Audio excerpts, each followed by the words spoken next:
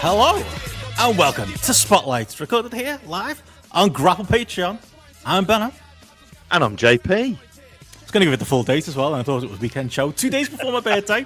1 day before Matty's birthday, I think. Although technically, I think it is Matty's birthday. Yeah, it is Matty's birthday, so happy birthday to Matty. Happy birthday, Matthew.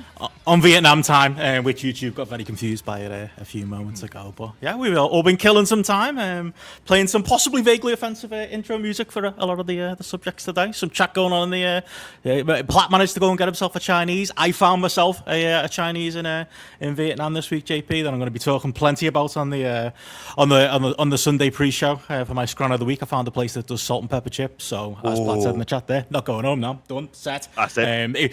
It's an American Chinese as well, which is weird. Like it's like an American themed Chinese. You know the way we bastardize Chinese food in the UK, with especially Liverpool with our fish and chips and like I say, our salt and pepper chips and stuff like that. Wait until you see what the Americans do with that stuff, mate. It's wrong, but also quite right. I didn't expect you to find it, but what do you need Liverpool for now, other than friends and family? Right, really, now at that stage, they've given you everything else. Just need Everton to move over there. And they were tempted to with clearly Chang Beer. At one stage, they thought, well, we could play the odd game over there as well. So, yeah. Oh, no, mate, that sounds fucking awesome. They do them in Aldi now. Oh, they do? Oh, proper. But is it one of those where you get the chips and then you have to add the salt and pepper yourself? Yeah. Or is it like, I hate stuff like that. Like, I want to kind of just, if I'm getting it from Aldi or Lidl, I just want it to be done for me. I hate the effort of getting something lazy like that and then having to actually like feel like an actual chef, you know, putting the salt and pepper on the chips myself, you know, separate packets and stuff like that. Just give me it in one tray. They do salt and pepper boxes. That's the whole thing that they've got set up over here now. As well as going all in on Hooky Lil. Munchy box, they call it in Ireland, I think, in your corner of the world. They did, Munchbox. Munchbox, yeah, I used to get those. You'd ask for a chip and a bun burger, which I'd be like, okay, so it wouldn't be like hamburger, it'd be like a bun burger, and it'd be a chip. A solitary one. It was they do them differently over there, don't they? But that's true. Jack giving me grief here. Look, I've forgotten how to cook. Not that I ever. If you ask Matty, not that I ever knew in the first place. Like it's literally more. It's more expensive to cook here than it is. Everyone's look it up online. Everyone's getting the ingredients is more expensive than. Honestly, my biggest stress. I'm living a blessed life right now, JP, on my little travels. I've had a wonderful old year here. But honestly, the biggest stress in my life is what I'm having for tea, what I'm having for dinner. Like planning around. Like you forget that it is actually, you know, it's lovely and what a great experience to have to be able to go to these lovely restaurants and stuff like that and get this cheap food everywhere. But like just the pressure of like, you know, going into a place and having to speak to the man, especially when you obviously don't speak the language and having to point at stuff and decide what you're going to have, mate. It's a hard old life, this, mate. I'm spending my days on the beach and my nights wondering what I'm going to have for tea. It's, I wouldn't wish it on my worst enemy. Awful. Can I say it's going to be a tough birthday on Thursday. Because Vicky was on her Instagram. She was like, is that where he's staying? And it was like, yeah, it's on that beach. He's like, why is he wearing all black? And I went, that's a fair point. And I'll ask him that as well. You seem to be asking for trouble. Somebody actually dived. It was Angry Dave actually sent me. Not so Angry Dave anymore. So we'll forget that nickname. Did say this. Do you wonder, Benno, that maybe you're so hot because you wear black all the time? I said to him, I'll say to you what I said to him. I had an equal amount of black and white t-shirts here, JP. Black mostly for recording and stuff like that. It's the white ones that haven't lasted. It's the white ones where I've just, either sweated through them or, spilt stuff on them sometimes, but generally speaking, just gotten way too hot in and they've gotten way too stretched out and they've gone in the bin. It's the black ones that have survived, mate. Half of them got left in the trash in Thailand, unfortunately. And every time I've tried to buy new t-shirts, it's just impossible because even the double XL here is skin tight here on me. Obviously, the size differences being a thing, so I'm going to have to wait until I get back to Thailand to buy any new clothes. So I don't know. I'm a wrestling fan though. Black t-shirts. It's kind of the uniform, is it? Get away with that. Wrestling fans and goths, we're all the same. But you've always been a plain t-shirt man. Like you love a plain t-shirt. I tell you need to basic. I like boring. Get yourself to true classic. Although how they ship to Vietnam would be the whole other issue in and of itself. Could be an issue. Unicorn's good. They're around, but again, it's quite tight. There's one of them in Oxford. They're always busy. They are in that big shopping centre. Beachwear. I could do some beachwear. I was thinking of getting back in the day, JP. I was thinking about this today. I was thinking I need to get some swimming shorts. I thought maybe I'll get some board shorts because I'm spending so much time on the beach. That was my first idea. That when I was training to wrestle, at my wrestling game was going to be some board shorts with like some Jimmy Rave kick pads. Either that or some basketball shorts, as if anybody plays basketball. I know some people play basketball. We've even got a whole American Football League starting in Europe. But yeah, it works for Homicide. It worked for CM Punk. It worked for indie guys in New Jersey. Don't know, I think a random Scouser wrestler in Stockport and Wigan. I don't think it would have worked, but maybe I could have pulled it off. I think most of the CZW roster around 2006 were very much there. That's what they were doing, those lads as well. But yeah, no, you get yourself a pair of them if you can. I'd absolutely rinse it. It's the one thing I'm looking forward to when I go to Turkey in August. Is as much as anything, hooky stuff. It's buying the hooky stuff, and it's buying the this is. Everything's hooky going in, which just gives you the leverage to negotiate. Of I don't need that Juventus top, which is just clearly hooky. But for a $5, I might be interested. It's like that here though as well, because it's like a lot of places where you buy stuff like that. It's markets and negotiation and bargain is encouraged. I just feel like such a prick arguing for I want to say 50p here. I went last night. Went to I was in this American food place, American burger place, the one near me. And this American bloke in there didn't like his burger, so he dined and dashed. His burger would have cost about £2.50. Imagine coming all the way out here and doing a dine and dash. The woman was distraught. I was I understand why, because it's not a lot of money to him, but it's a lot of money to her. He was one of those types that was sat in the corner of this burger place playing Joe Rogan loudly on the speaker on his phone. So I already knew he was a dickhead, to be honest, before even dined and dashed. But yeah, when it's the difference between 50p and a pound, you're come on, get over it. The amount of people, by the way, doing that, playing the fucking music through their phone. It's a whole thing now, isn't it? Mm. Yeah, with people like they're on speaker. It's just or you can put in some wireless earbuds. They have the technology is there for that. Or you could just hold the phone to your ear. Crazy thing. I don't need to hear the fucking conversation, but sometimes with the haggling thing, to go back to that. No. It's always been a thing of but they like it, they encourage it, they're it's something that it becomes you're not entering into the cultural aspects if you're not having an argument with the street. Yeah, true.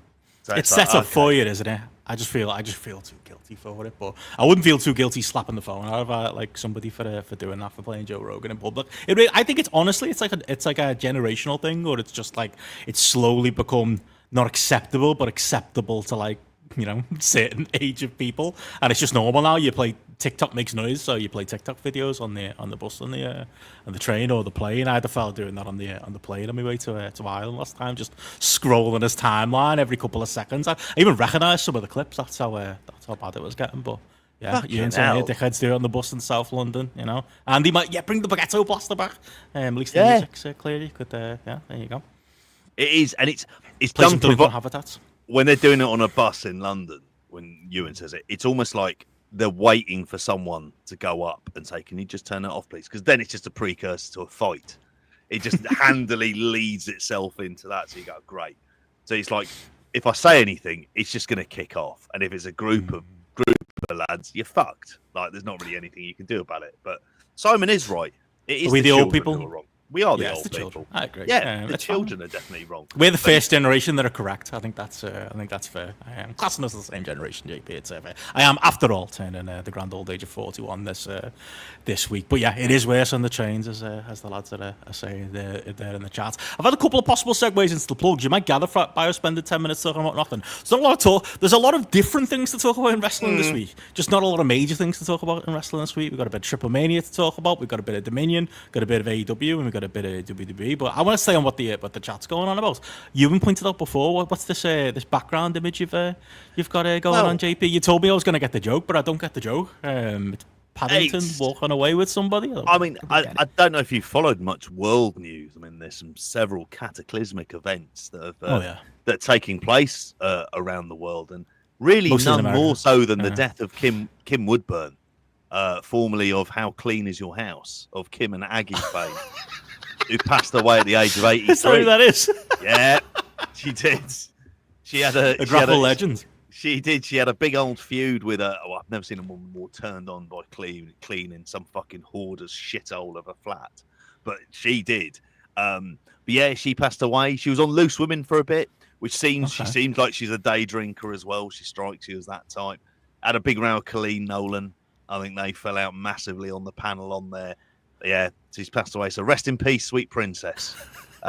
In there. She's not the one who had the picture of the shite on her wall, is it? The one who like took like the human shit and put it in like. That sounds like she might well have done. The one who'd call everyone darling. Like she'd be like calling everyone being vaguely flirty with tramps. Really, like who lived in these houses. I mean, it was a cultural phenomenon for its time when Channel 4 was early doors getting into their reality TV game.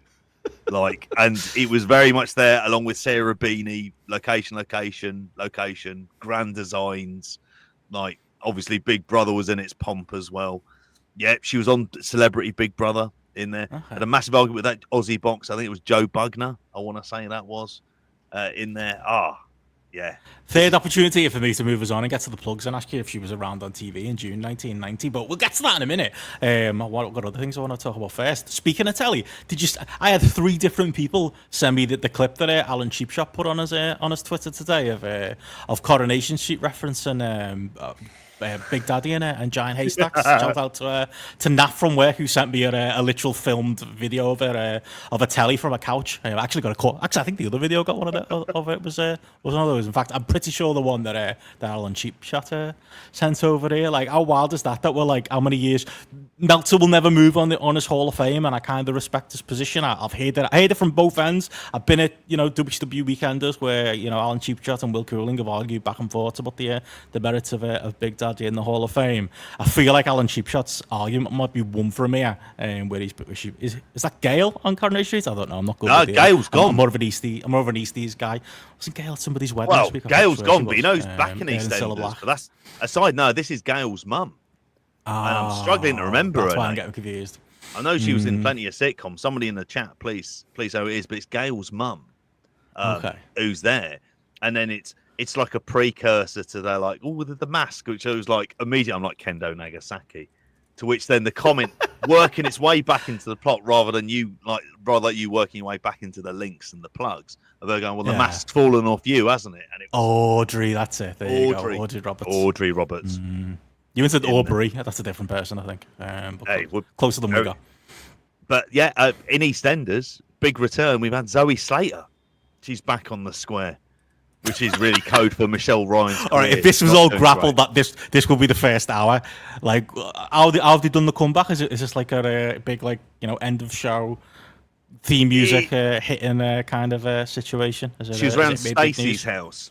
I didn't see. It was only when Liam reminded us in one of the group chats, a shocking lack of discussion. I didn't know this had taken place. I was completely oblivious to this because I was finishing off watching The Gold last night on the iPlayer, which is a surprisingly good series.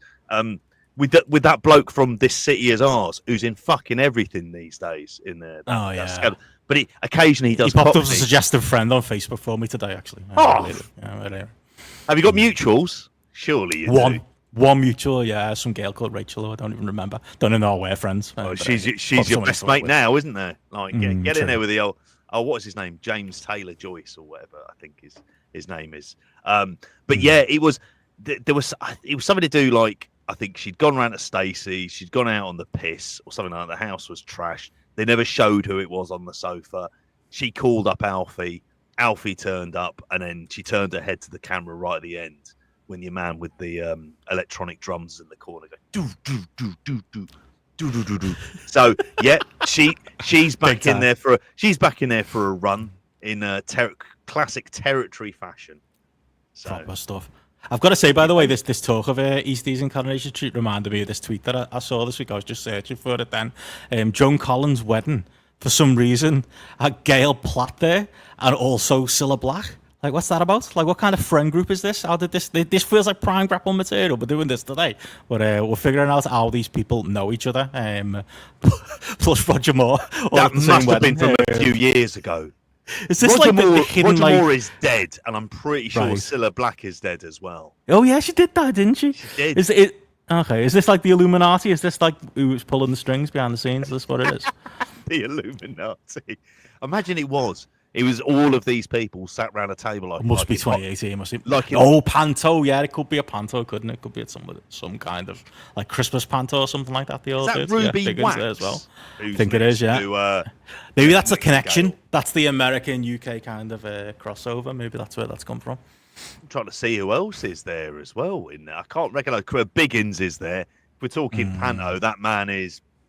I mean, fuck me, he's the Jerry Lawler of the Panto scene. And I mean that is... Bill Kenwright must have produced this in some form or presented it on the Empire in Liverpool or something like that. I'm certain of it. Who needs a striker when there's Pantos to be made and there's Biggins money to be dished out? And Joan Collins as well.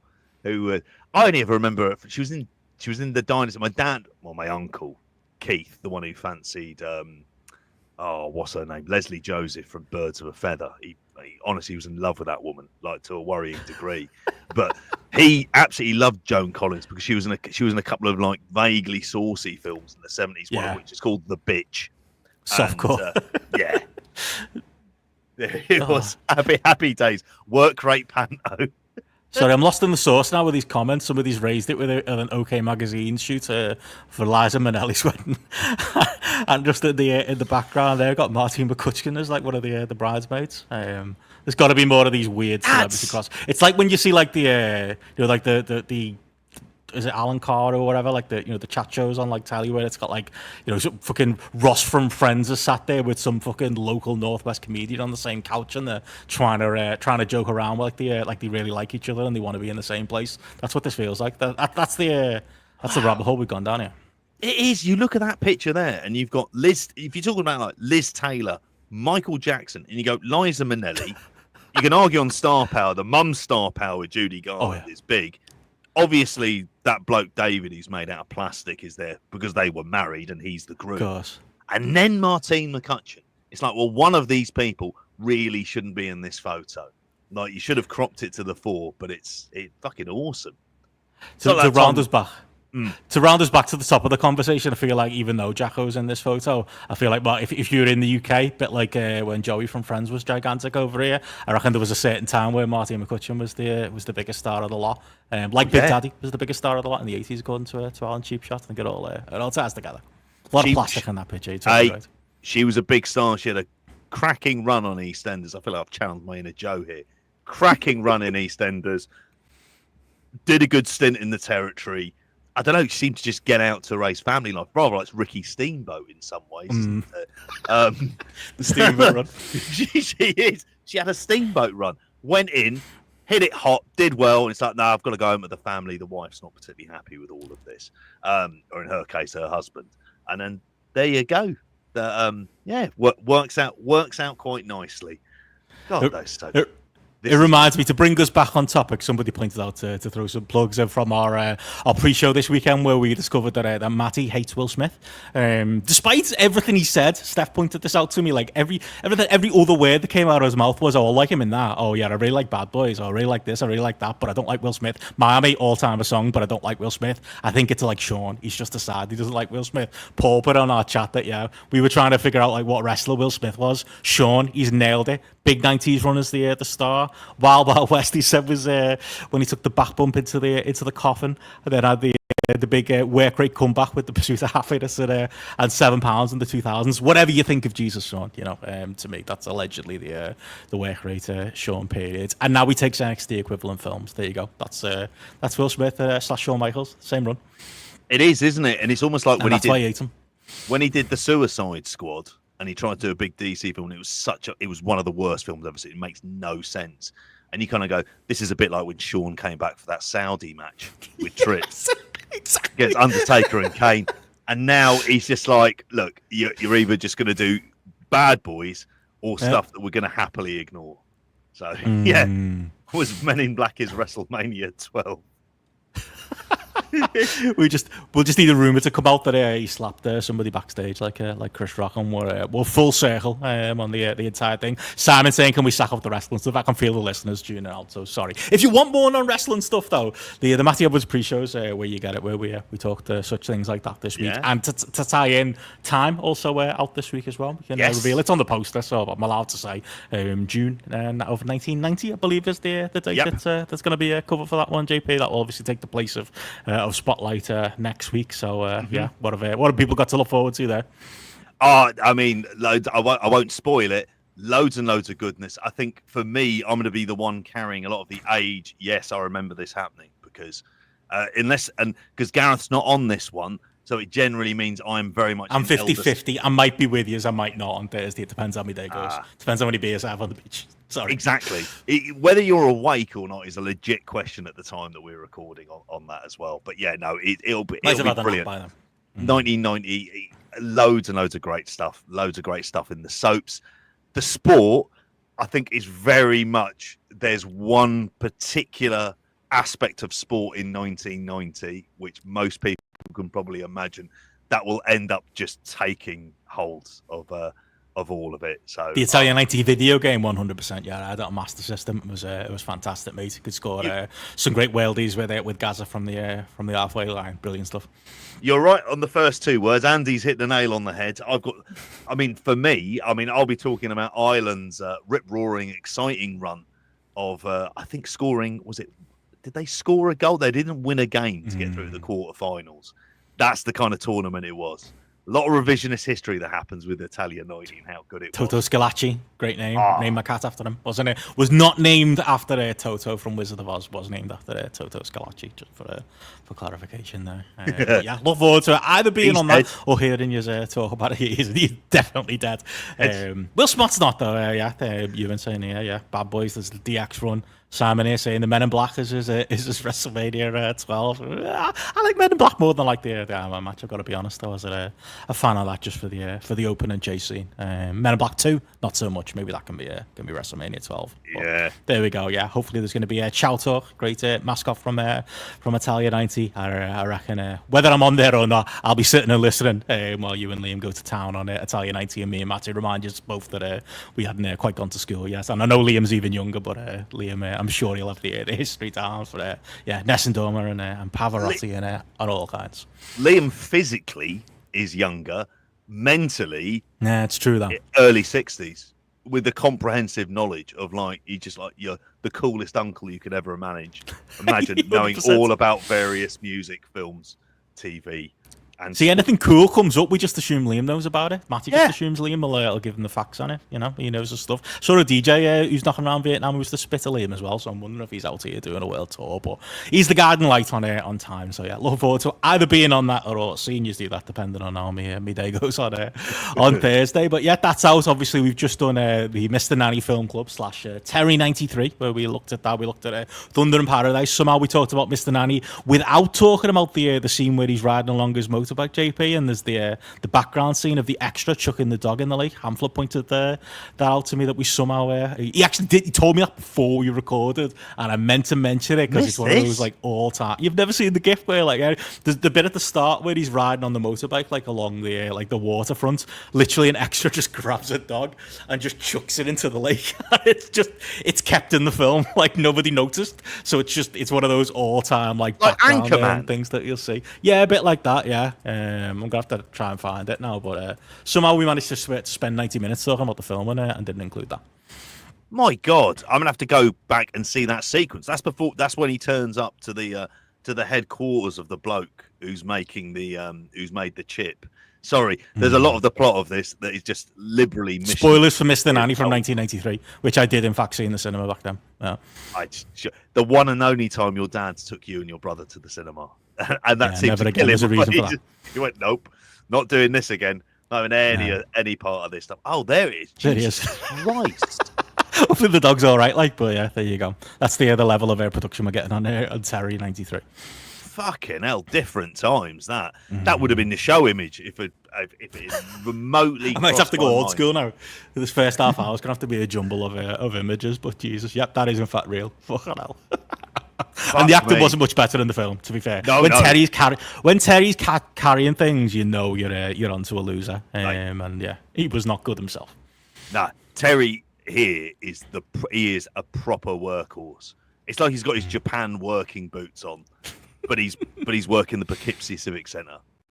He's like, mate, what's going on here? as well. A much more fun time watching Thunder in Paradise. I was going to say that's more Thunder in Paradise. It describes that more, which we did actually enjoy the first episode of. Basically, it's literally the Simpsons sketch Night Boat. If there's any occasion for a boat or for anything to happen in water, it seemed to happen in that TV series. I didn't watch it at the time, but I wish I did because I feel nostalgic for it, despite myself. Hulk Hogan with a love interest, proper stuff. Yeah. It was back in the day before we knew.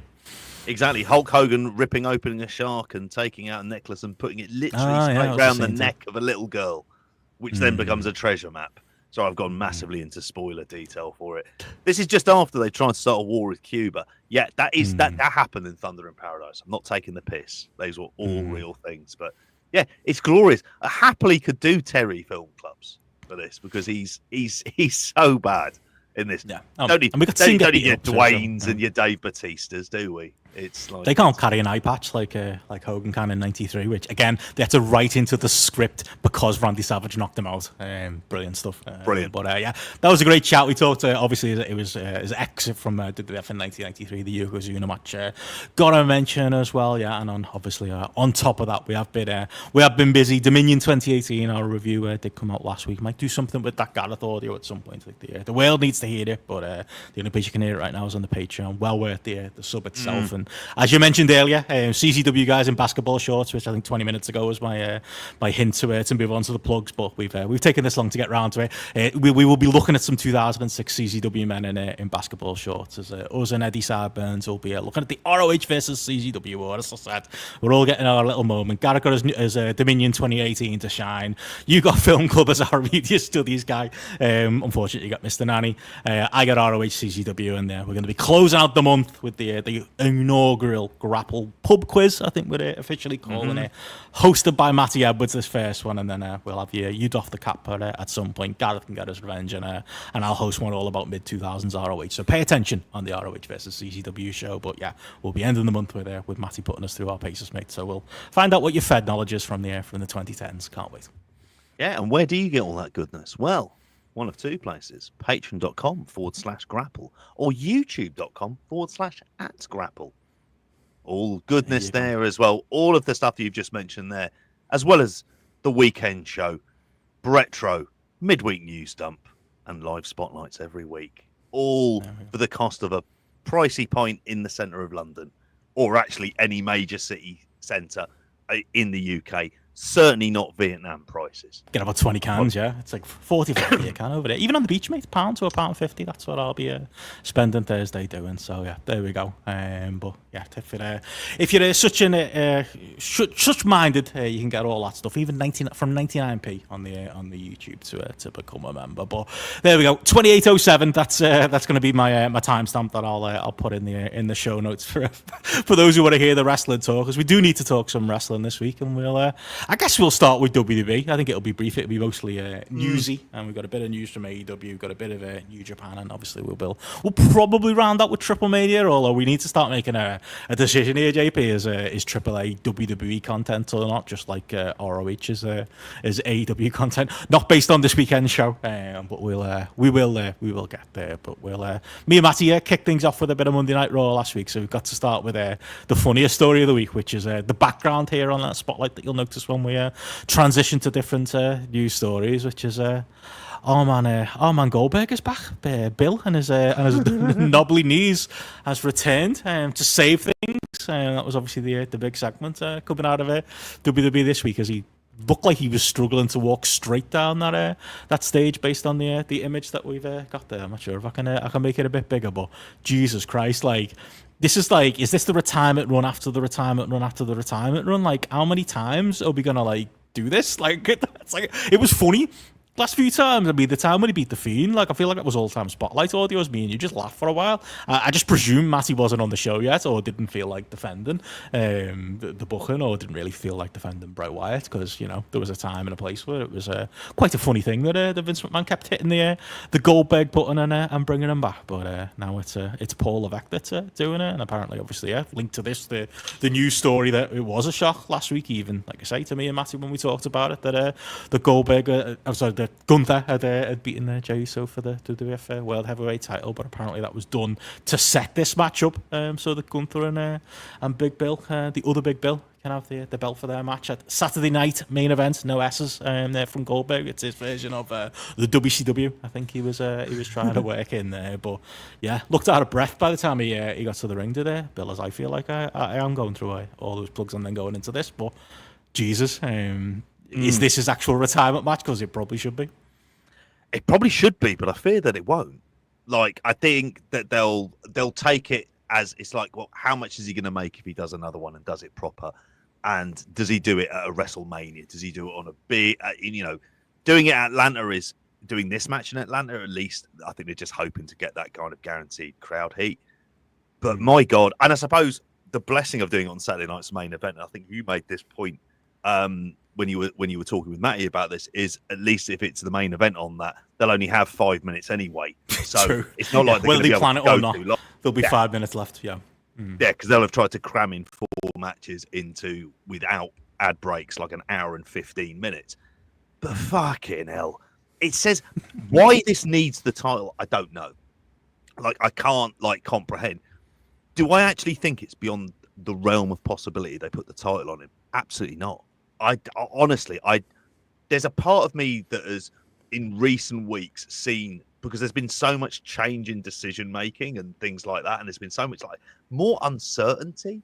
The normal thing that you'd expect with Paul Levesque booking is it going to be very drab, paint by numbers, but there's a plan and we stick to the bloody plan and we don't move away from it. And then recently, because he's been gotten to, he likes to change things around. So we've got this as a title match. Do I think it's stupid? Like, yeah, absolutely. Like putting the belt on Goldberg. This is a novelty 5-minute match. I'd be kind of fine with. I wouldn't necessarily have like the biggest problem with, just as something to kind of throw away as long as Gunter wins. I just don't trust their decision making for this. And it'll be funny. It'll be funny. And Bill, if he can't walk to the ring, because it was very much like watching fucking Steptoe and Son. Just this fucking like him ambling down the aisle, and you're just like, mate, you. No, that was the Jey Uso segment, mate. Oh, sorry, no, that was Goldberg. Yeah, yeah. It could be Ron Killings. You could do a double bet on this. By the end, could somebody offer the odds on what should we give the timescale? By the end of June, WWE's 2 main champions, if you count this belt as a World Heavyweight title, which jury's out on it, could be Bill Goldberg and Ron the Truth Killings. They could be the 2 guys. It's not. I mean, again, a year ago, I feel like with this steady hand Triple H booking, you wouldn't doubt it. But like me and Betty talked about, I mean, a lot of it's, I think, Triple H losing his Midas touch or whatever's going on.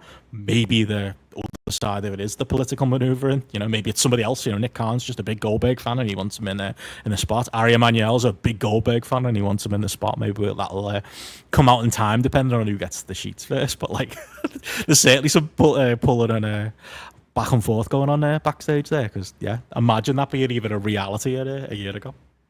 That's the thing. This is or more to the point as Andy says here, 25 years ago, actually, yeah.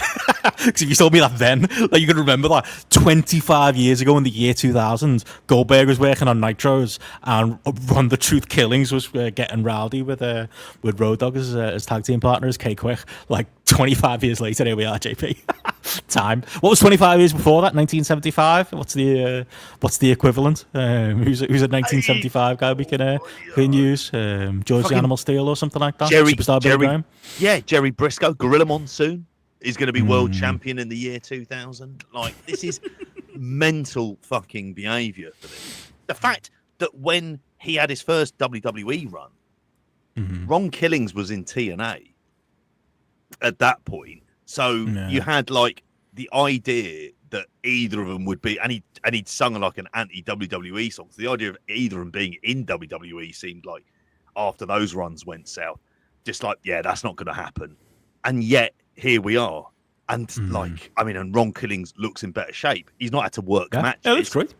Yeah, he looks great. But you would do if you're just being paid to work out, pretend there's an invisible bloke in the corner of the room, make daft, silly jokes, and never have to actually wrestle or bump bar a 1-minute appearance in a Royal Rumble.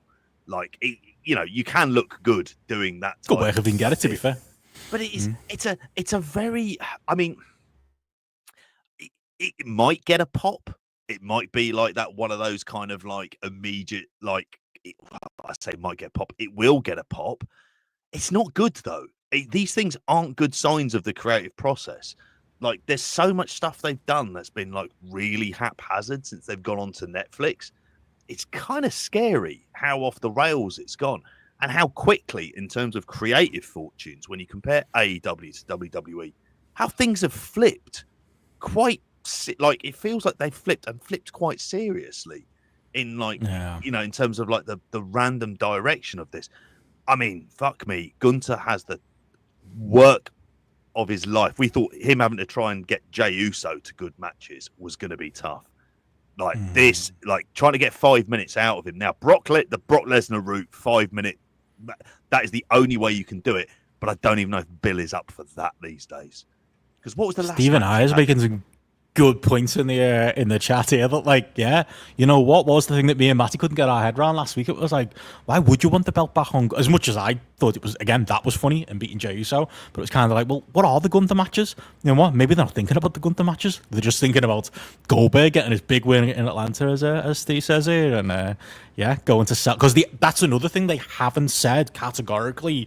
This is his final match, and if this was his final match and it was happening in Atlanta, they'd be going on and on and on about it, wouldn't they? Like, already, like the promotional scene would be proper running with that, and they haven't run with that, which maybe tells you that there's more matches, which probably means that, Saudi, because that was the odd thing. Like, why would they have a match in a Saudi month, but not on a Saudi show? Like, he's Saudi Bill at this point. Feels like the right place to spend that money and use him. Whatever you think about money. By the way, Saudi Arabia killed another journalist in the last week. But I hope leave that to the side if you're certain people. But include my heroes. But that could be, the reason why it's not happening in Saudi this time, because they're heading back to another Saudi show at some point in the future. Well, they will do the Rumble, I mean, God knows. Or he's doing both this month, actually. Yeah, the timing works out that he could do both. Maybe saying that, that makes more sense, doesn't it? Like, if he can't walk, wins it, loses it in those 2 weeks. Yeah, and that's always the thing about like the Saudi shows. The Saudi shows, they started to be like, okay, we can use the extra revenue we get from this will pay for all of the expensive one-off fees for a Bill Goldberg or what had been a Brock Lesnar or anyone else, just being able to bring them in because fuck it, they don't like, they're going to pay for this. The more I think of it, the more I think he's winning the title. Like, it was like, I think he is. That's fucking happening. Because why else would you do this? Like, what's the reason? Because if he's losing to Gunther anyway, then did it need the belt? No. Did it need the prestige of the belt? No. Did it need whatever we all think of it of Jey Uso? Like, there was no real reason. It didn't feel like on the surface to take the belt off him. Now I'm thinking it might happen. I think so. And this is like absolutely insane stuff as well. I mean, I'm assuming Goldberg's son will get involved. Like, son will stop off again.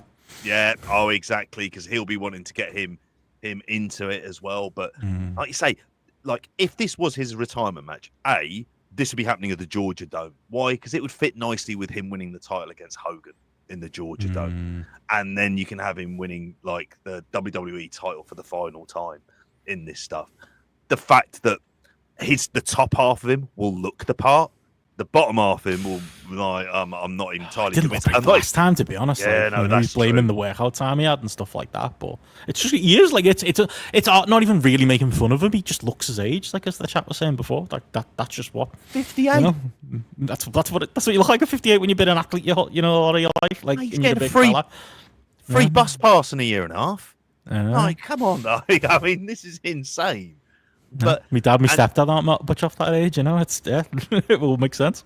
It is. It's and Gunter has to try and like push it through. But this has always been the case, and that this is going to be the big thing that they end up like portraying is him getting an upper body business as Rick. So the body business, Steve, as Rick Rude once famously said. Who knows? Well, there you go. We've worked ourselves into a shoot there. Call it a slow news week, but we've decided Goldberg's winning the world heavyweight title, and we're on the truth killings. I've seen people genuinely. I think the NWA podcast were making that argument this week that you could make the case for him to win the belt. Like, I was gonna ask if you already, he didn't really do much follow up on Raw other than a video package for Cena, and Punk did most of the follow up for that on SmackDown with the back and forth with Punk trying to say that Cena has become him and he's kind of become Cena. I think the second part of that is kind of true. We shouldn't talk about helping the corporate machine, as our good friend corporate man Phil will do. But Ron Killings was the punchline to that story. He was going to show John Cena the truth and he couldn't handle the truth, and there came the truth, who beat up John Cena. Like, I don't think that's going to turn into a 3-way match, but I think they obviously are on the side, build into this John Cena R-Truth rematch, which could happen. Like, you could have it like the blip on the radar. Cena gets the belt back a couple of weeks later, and we carry on with this run that nobody's really enjoying, and is kind of flatlined with John Cena as heel world champion. But honestly, like, if you gave me odds on R-Truth and CM Punk, I'd say R-Truth is much more likely to beat Cena. If anything, Punk's the setup for Ron Killings and not the other way around. That's the situation we found ourselves in. That's right. It's SmackDown is when it's been announced for. That's right. Yeah. Listen to that sentence again that you've just said. CM Punk is the setup man for Ron Killings. Like, that in and of itself is like, I'm still incredulous about this. I know I heard on Voices of Wrestling, and they brought up a point, the William Regal argument, which is, name me 5 great Ron Killings matches. Did they say that? They did. Which, that's great. Love to hear it. Name 1 great Ron Killings match. Like, that's it. Like, I'm drawing a blank. I'm drawing a complete blank. I can't. Could they name 5 Regal? Did they try? I'm gonna have to listen to the flagship. I haven't listened to it a couple of weeks. They did, like, that is like, and it does make you think. It's just, I mean, like, but it's all so short term, isn't it? And I think that is the problem with it. And it will get this stuff gets momentary reactions, but it doesn't encourage you to stick around and watch where it's going. It just suggests, like, Jesus Christ, any old fucker's going to win the title here. Old being the operative word. Because how old is Cena at this case? It's not like there's some big youth movement coming through of people. Like, if you look at most of that roster in WWE, late 30s through to early 50s, like across the board. It's very much our age range and stuff, but it does, like, a lot of the setup stuff for the future does feel like it's not really taking place. And a lot of these kind of reactions feel like it's preemptively trying to get ahead of any bad news and bad press and things like that. And it all feels very, very desperate to me. And looking at how his booking is kind of like, it's been a failure since we've got onto Netflix on here.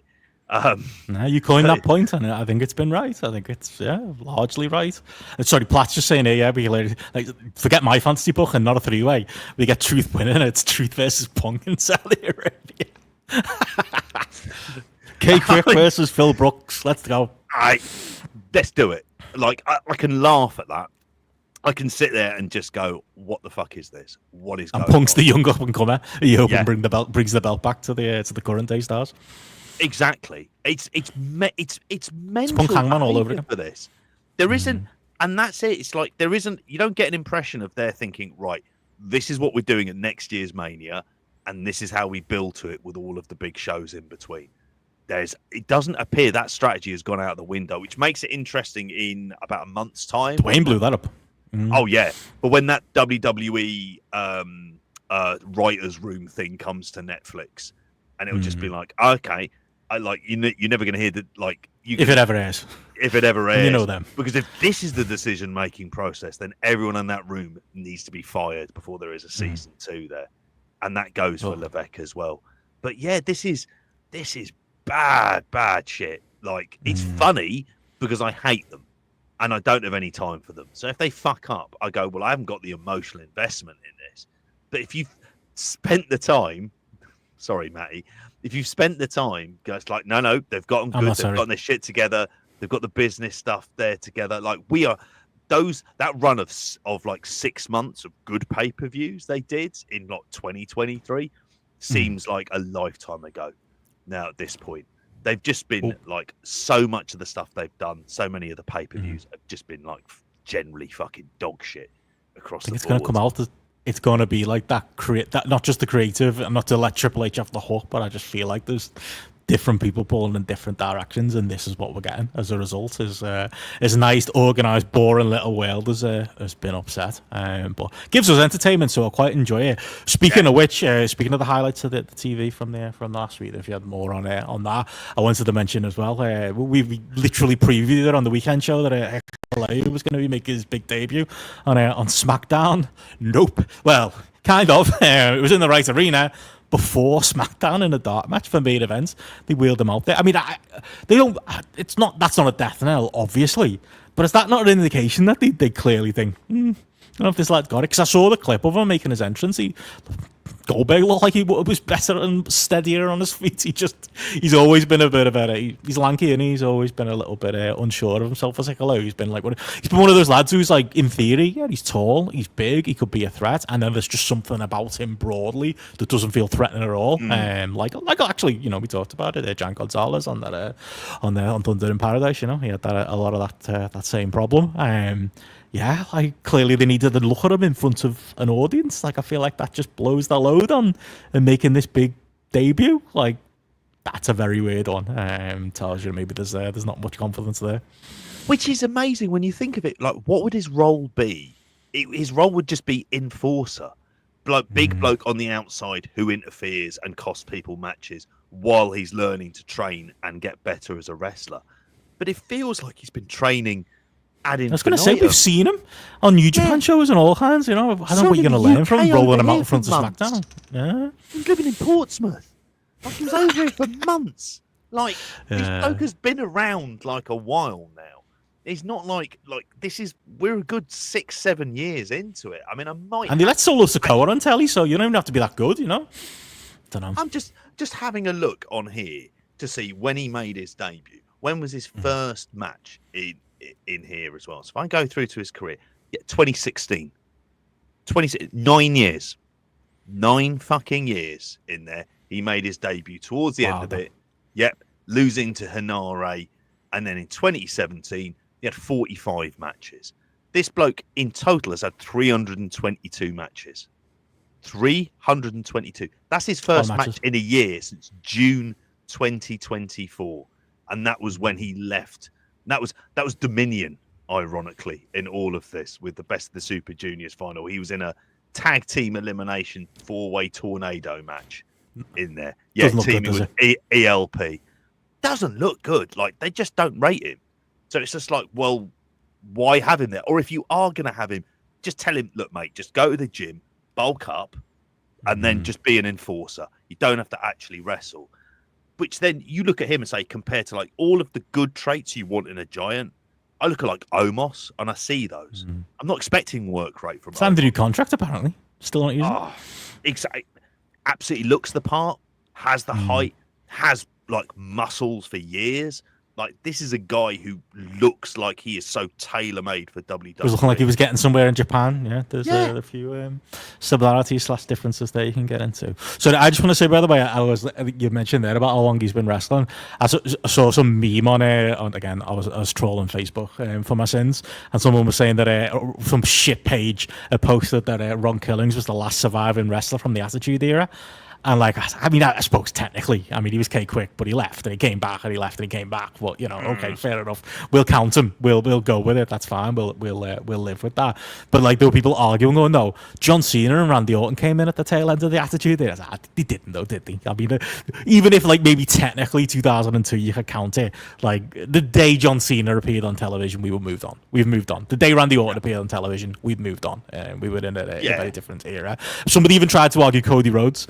Because he debuted in 2007. I was like, well, that makes me feel old, because 2007 was when Benson Richards made his wrestling and in-ring debut as well. Unfortunately, Cody, all it is, JP, the only difference is Cody's got more matches under his belt. That's why he came on, and unfortunately, I didn't. Same level experience, though, if you counted his cage match. We're both what, 20-odd year, 18-year veterans, so quite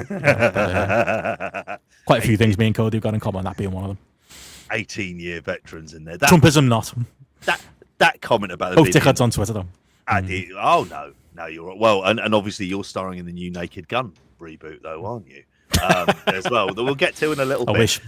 But yeah, them appearing. Also, ruthless aggression never happened. Doesn't exist. It was just something they said on telly sometimes. Wasn't an era. Doesn't count. Yeah, it really isn't an era. Much like in the way that AJ Styles and Christopher Daniels weren't WCW guys. They technically had matches. People love to go with that, don't they? But especially Daniels. No. At least AJ was on Nitro. Like, give him that. Yeah, he was, but you wouldn't say they were WCW guys. They were there at the fucking at the tail end of this stuff. But it's God, Hikuleo, God bless him. Any other thoughts on the happenings of the WTV before we get into the news in AEW and then some New Japan? Liv Morgan got injured. That was unfortunate on Raw. Could be long term as well. I mean, they're saying separated shoulder, aren't they? So about 16 weeks. So yeah. That being the case, I mean, I saw the Raw. She could still be on TV though, couldn't she? Without wrestling. And, she doesn't need to be wrestling, and in some ways, she's got the perfect gimmick and the Heat Machine, Dom Mysterio to be alongside. Speaking of Orton, they could use that for Heat. They absolutely could, like he did with his Iron and stuff. Yeah, just stick a metal cast on there for her to knock people out with and stuff like this. But just have her there helping Dom Mysterio defend the IC title. You can get away with that stuff. It's stuff that doesn't require her to be off TV. And there's enough goodwill with Liv Morgan, which isn't a phrase I'd ever think I'd hear myself say, that her being around there, she'll be all right. Apparently they just view it as a freak accident. So which kind of makes sense for that as well. Yeah. In terms of the other stuff on TV, it looked like a reasonably lackluster edition of Raw. I mean, I was watching some, what was it? I say Jonah Rock, I nearly said, but it's obviously Bronson Reed for Jey Uso. Jey Uso's recovery. Yeah. Oh, him and Cody being busy mates still, and trying to put them forward and get. I would have been funny if he lost and got in the King of the Ring as well, just to add to his misery of a week. It makes sense to book him to win and rebound, and it made sense for Cody to be the one who comes and saves him. The crowd they were chanting holy shit, weren't they, when Cody and Seth were going like nose to nose, like never seen that before, like at WrestleMania and multiple times since. Three pay-per-views in a row. Sometimes in front of some people, and it's a big. And they'll always put the work in to get them over as characters. That's what Hamflett say. He's the one who talks sense, not Matty. But that's pretty much it, really, as far as the TV goes. Should we get into some WWE news, unless there's anything else? No, indeed. Well, the first story we'll go to. Penta and did you see that Penta and Phoenix got it? Was this real? I thought this was a meme. That is it Tool who paid $1 to make music for them? Hopefully I'm not wildly wrong here as who's done the new Pentagon and Phoenix themes that Triple H has paid for. Yeah, it is Tool. Hunter handed over like a literal dollar bill and got Adam Jones, apparently guitarist of Tool. It says here to do the new songs for them. Not them, yes. I presume they're better than the muck than they use. Just like anything they could use to replace a lot of the. If they can get Metro Boomin to do a couple of themes, I'd be quite happy with that. As long as it's proper musicians doing proper music, I can live with that stuff all day. People seem to be queuing up. Literally, there's a tweet today. People going, I'll do it for free. Yeah. That's literally what Metro Boomin said. It's like, and I know we're not talking AEW. It's why AEW got links with Warner Brothers Discovery. It's like, well, they've got access to music libraries. Why aren't you using that stuff? Like, why just aren't you saying, can we use these, please? And obviously, it might be a reduced rate. I might have to pay some money, just for the level of for tax reasons and whatnot to be able to claim that stuff. But the more Biscuit doing bronze theme, as Ewan points out, that started as like a fake news story, some fake website ran with. Now it's real. Yeah, now it's happening. That could be fun. Like that could be like, that could be the thing that sends him completely over the edge. Depends if it's good. I don't know. That good themes in WWE, good themes in wrestling in general are very much short on the ground in this day and age. I really had a hard search there for it to pretend I knew anything about Tool to help you there. To give you my knowledge base in music that isn't rap. Steph went to see 9 Inch Nails this week, as a few people did in the chat this week. I only found out about 6 months ago that's who Trent Reznor was. I just thought he was this bloke who did music soundtracks and was really good at them. I actually listened to him. He is phenomenal. I've got a few music soundtrack albums that are done by him. I just thought he was some bloke, a bit like Clint Mansell or somebody like that. No, from Populate itself. He is literally 9 Inch Nails. Oh, sorry. I'm stupid. Yeah. Him and the other bloke. They're both 9 Inch Nails. Oh, there's two of them. Okay. Yeah. See, I didn't know that. I will go to the grave saying The Social Network is one of the best film soundtracks. That's the one I'm thinking of. Incredible stuff on there. Just stuff that really sticks with you as well. really good like running music, good music if you're just out power walking, whatever. Highly recommend it. So yeah. There you go. You don't want your things to be too realistic, though. You want them to be escape as you throw back to the pre-show on Sunday. Yeah, listen to that if you want to know the context. Well, exactly. Unfortunately, to bring it, to bring it back to the depressing real world with a couple of WWE news stories on here as well. Completely unsurprising, but WWE and Vince McMahon have refiled motions asking the court to throw out the Ring Boy lawsuit. That's not a surprise in the slightest. It almost feels like we would be kind of expecting it at this stage. Obviously, this is a case that's going on in Maryland at the moment. They've raised multiple legal arguments which involve it shouldn't be litigated in Maryland as well, because Maryland did the reason why it's there. Yeah, it's because they removed the time limits for this stuff before it can't be like chased up in here as well. They've also said that that they never owed a legal duty to the 8 plaintiffs because they were abused by Mel Phillips and Pat Patterson, both of which have passed away. So they're not going to have anything in there as well. And then obviously there's been a response from the plaintiffs as well, saying that WWE and the McMahons were negligent as well at the same time. So yeah, this is one of these stories where they're hoping, again, rather like Janelle Grant, rather like every lawsuit that we ever talk about on here, they're just hoping it, and we're talking about another one in a little bit, that they all go to litigation. And so they all go to arbitration, and it's just a case of settling out of court. I mean, the idea of Linda McMahon being named in there, especially because of her high-profile position within the Trump administration as like head of education, like which she's. You'd like to see that brought up more, wouldn't you? Like that'd be good. I was going to say just to give some more colour on what you were saying there. Like I think the reason this is notable, I mean, it's notable on its own, merits regardless. But it's like the Janelle Grant case in that again, WWE and Vince McMahon in lockstep when it comes to the legal side of things, making the same arguments, making the arguments together.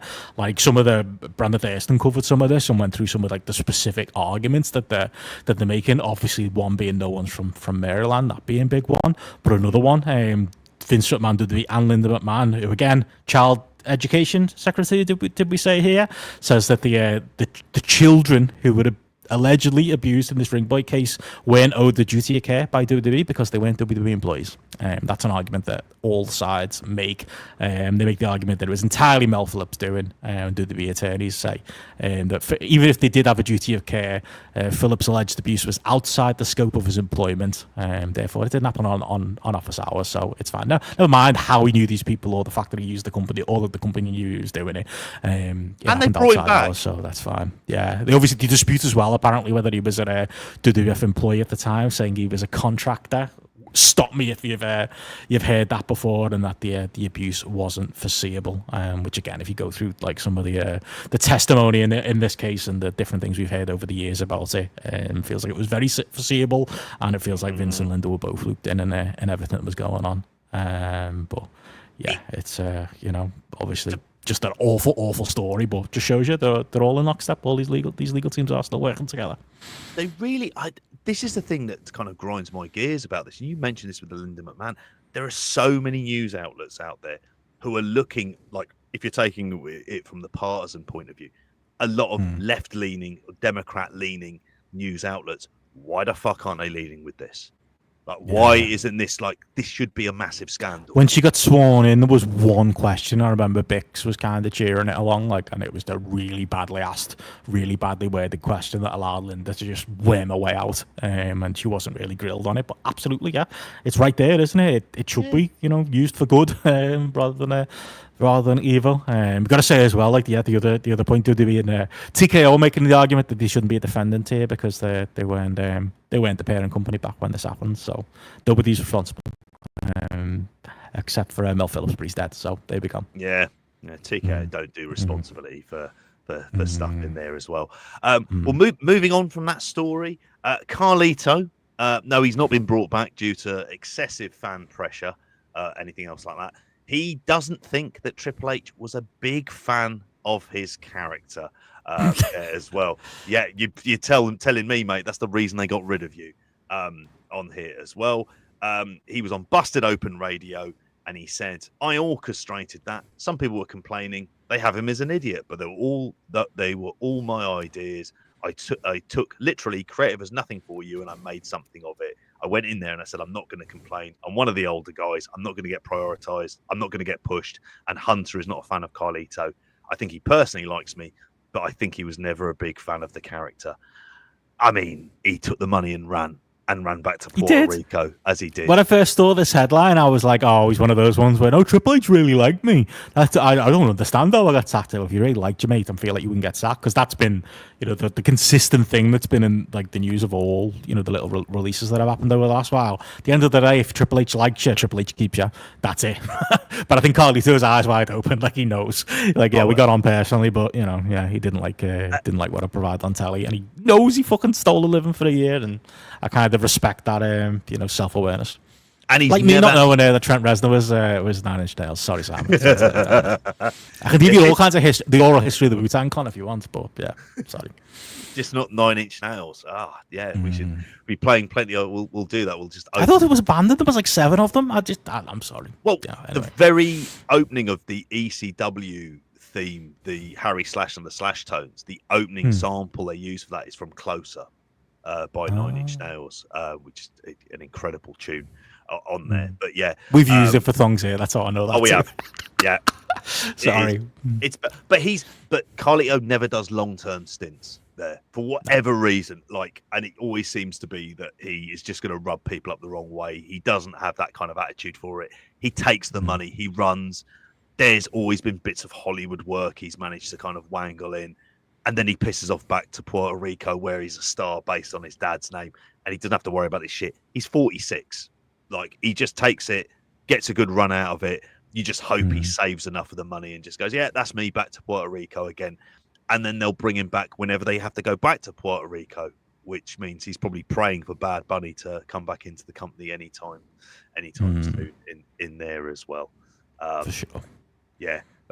Speaking of people who are kind of persona non grata in WWE, WWE are not planning to use Alberto Del Rio, Alberto El Patron, despite the AAA acquisition in there.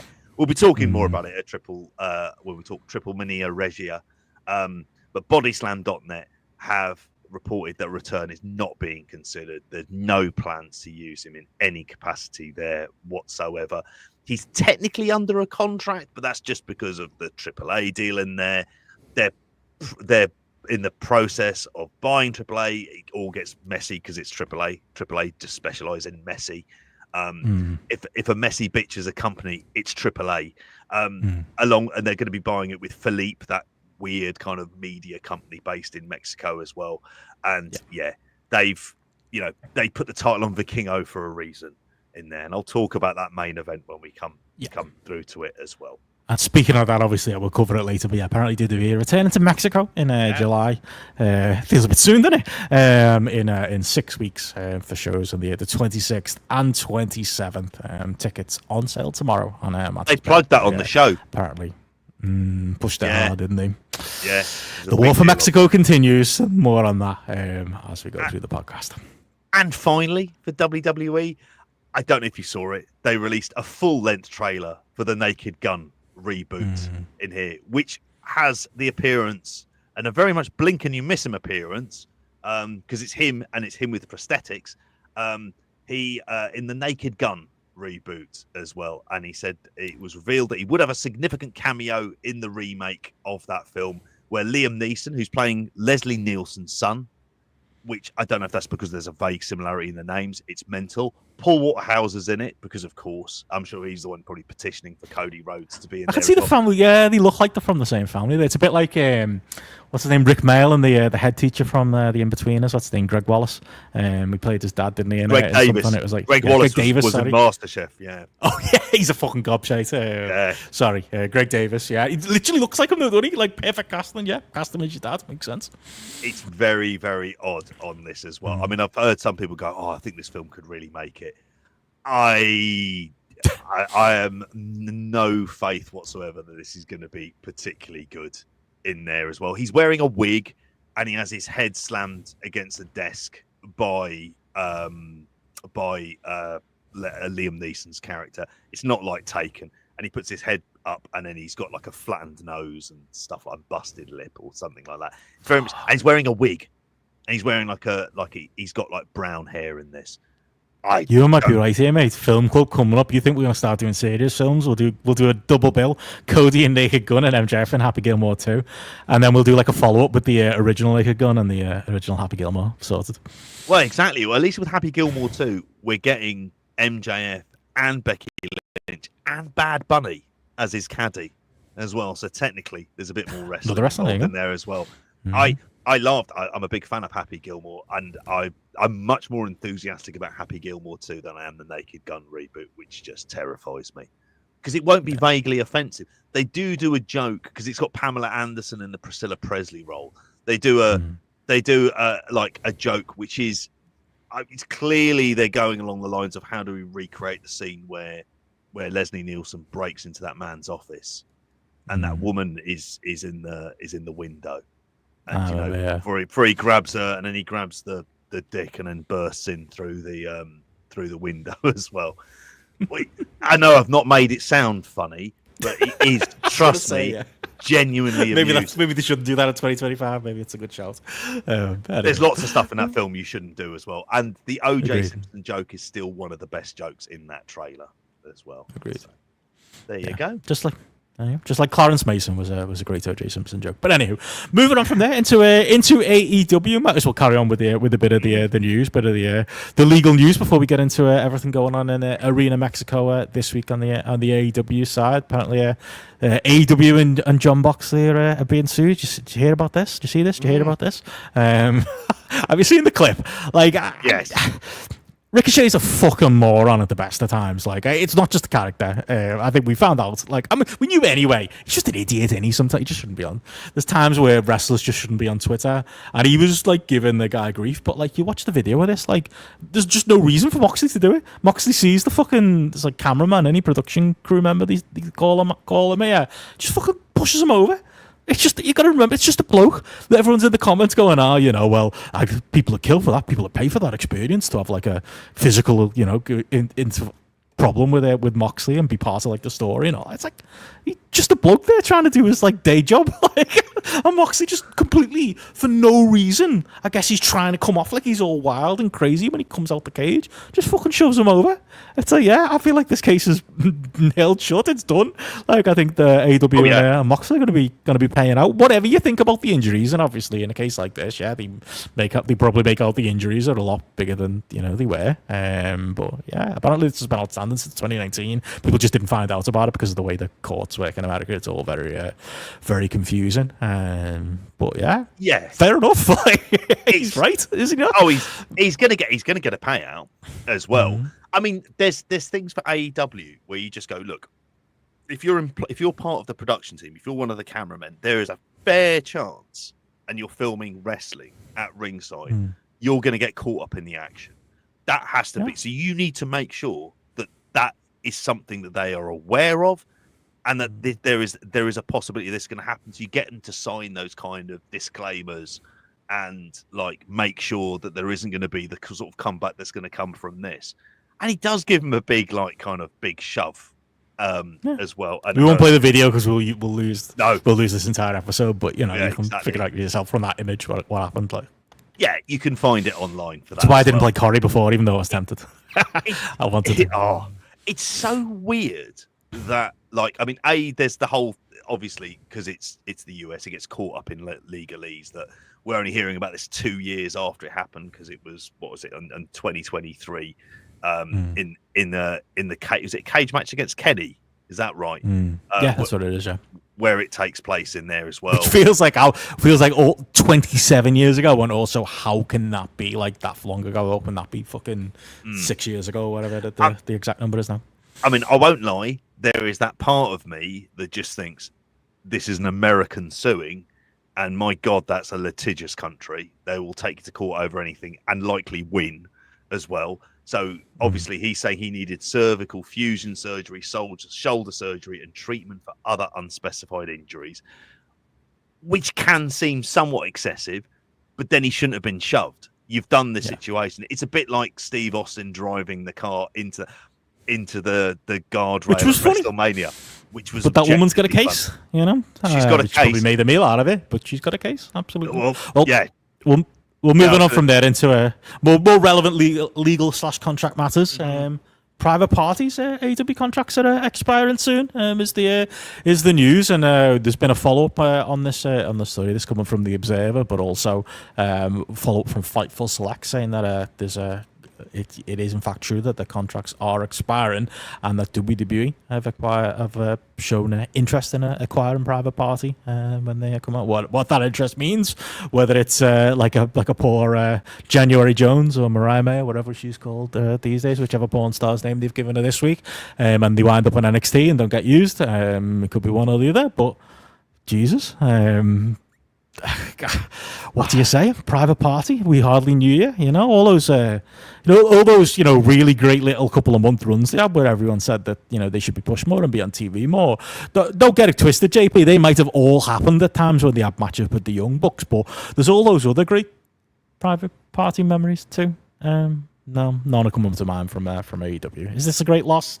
I mean, this is the type of act who, I mean, maybe you can neutrally say there's always an argument you could have done more, and there's always an argument in those little windows, including the very recent one where they had a good match with the Bucks, and everyone thought there was more there, that the company could have capitalized a little bit more, but did they show anything else, you know, in their AEW run? They're the people who come to mind. Like, it comes up a bit, and we always talk about this, that, like, you know, AEW's got like 27 wrestlers whose gimmick is, well, I was here since day one. Like, most of the company feel like they were there from day one. Some of the people who were there from day one, though, you know, Dark Order, I'm looking at you, probably shouldn't still be there in day whatever number we're at now, and I feel like that's just the natural evolution of things. They had their run, move on. To be honest, more than anything, I'm more shocked WWE have got interest, because I guess they could fit on NXT, but like, do they need another party in tag team? I guess that is. You do the red velvet rope thing, you know, all of that. It would work on NXT, and there'd be a whole thing about where NXT fans would lose their shit if they turned up as well. You can easily rebrand them because the names don't necessarily mean anything at all. They had their run. They had a 6-year run. That's as good as they really should have had there, and they got their title win, and their title run didn't amount to fuck all. So why bother? Like, it really... remember they were with Matt Hardy for years? Yeah, Jesus, that's totally true. It's one of those, though. It's like both things can be true. Like, the individual booking week to week can be not ideal, and we can all point at segments where it's like, oh, they made them look like you know, when it was the Death Riders were they the Death Riders then? Whatever Moxley's faction was called then, making them like geeks, and then they were supposed to be serious like tag team contenders like the week later. Like, that's clearly bad booking. But it's like, I always think of like me and Matty, it's one of the few things we agree on. Cesaro in WWE, we can all say there are weeks where he was booked badly. We can all say there were long stretches where he should have, you know, been doing something else creatively. But was it about the right point he should have been his entire WWE run? I'd probably say yeah. And with Private Party, yeah, there's better week-to-week booking that could have been done. They could have taken more advantage of some of the opportunities they had presented by them. But really, were they in the right spot this entire time? Also, yes. Is it right they were released at this time based on what we've seen from them? Also, yes. I don't see any travesty. I don't see any travesty, and I think NXT would probably be quite good for them. Like, it would be... Careful. We've said that too many times recently, and it hasn't proved true for a few people. Podcasters curse.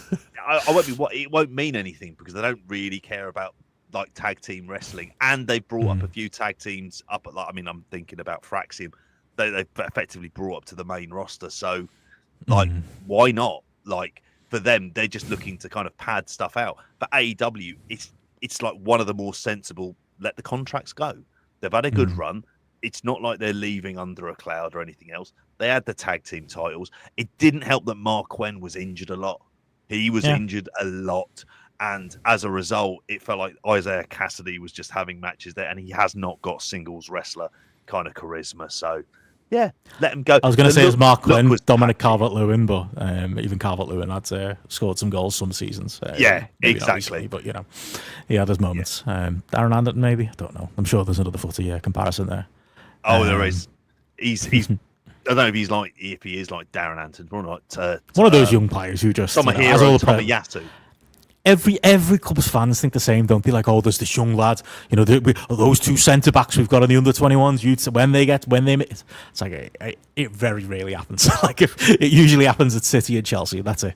It's very rare that these players make it all the way through and have like a Trent level career. Arsenal talk about that with a guy called Max Dowman.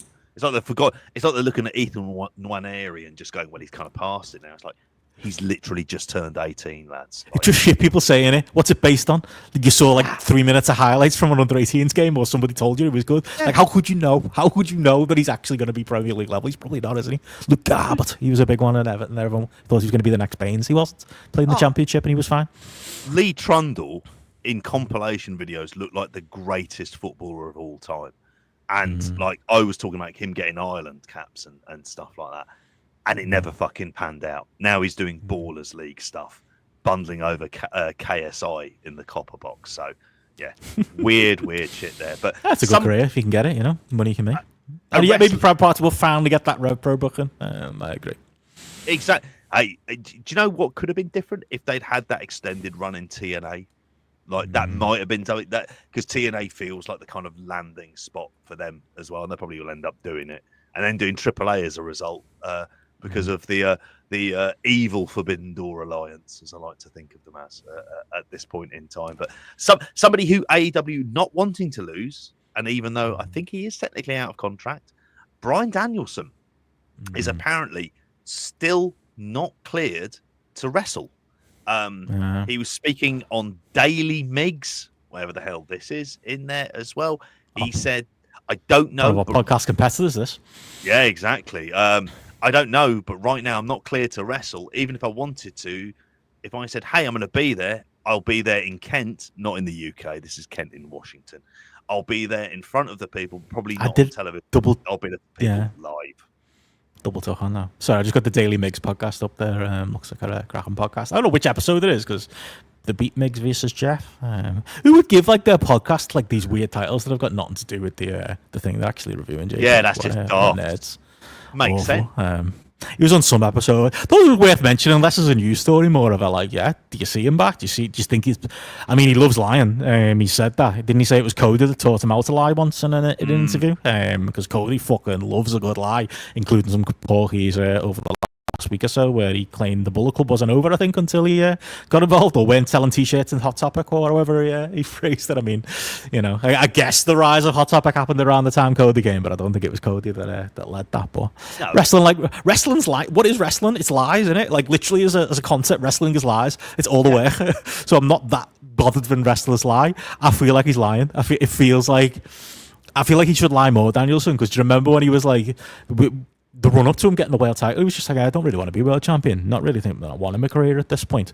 And it's like, or he'd have like a title shot coming up, and I'd be like, yeah, not really for me anymore at this point. Just want to have a little bit of a laugh in it, have a few matches. At least fucking work us and tell us you actually want to be the champion. Make us believe it might happen, and you're not being fucking drag queen and screaming into these world title matches that you're never going to win because you never won the belt until it was the final moments, and they finally did it and finally convinced them to take the responsibility on. Just feels funny timing. Feels a bit like he's putting this out there because I don't know. His injury didn't what was the injury at the end? Was it shoulder, neck? It was neck, wasn't it? Like, and it was I think it was neck. He had like a not really like time off, but it was like he'd worked the odd match for like the last couple of months of his career into being world champion. It was like remember it was like the doctors were like, oh, this one's all right. As long as you avoid the head and neck, you can work this match. And yeah, you're all right today, but tomorrow you won't be, and yesterday you weren't. Like, just felt like bullshit. It feels like more bullshit. Like, I don't think he was that seriously injured at the end. If he was still working matches and still managed to have his last match, I don't think he's been ruled out. I think he could work a match if he wanted to. Oh, I think he can absolutely work a match if he wants to. And I think some of this is very much a work. I think the idea of him wrestling full-time at his age, at the idea of... And we talk about like Goldberg struggling to walk down to the ring at 58. Danielson doesn't want to be that kind of a person. You can clearly say, like, sure. He's made a lot of money. He's done all right out of it. He's fine with doing the odd appearance, and he's doing it like effectively when he wants to against whoever he wants to, and he doesn't need to worry about any of those ramifications. he's definitely coming back in some form. I'd be amazed if he wasn't at All in Texas, like in an active part of like that main event, just because it makes sense from a storyline perspective. It ties that bow up quite nicely, and then lead to a match with Moxley. Like that is something that would be really, really good.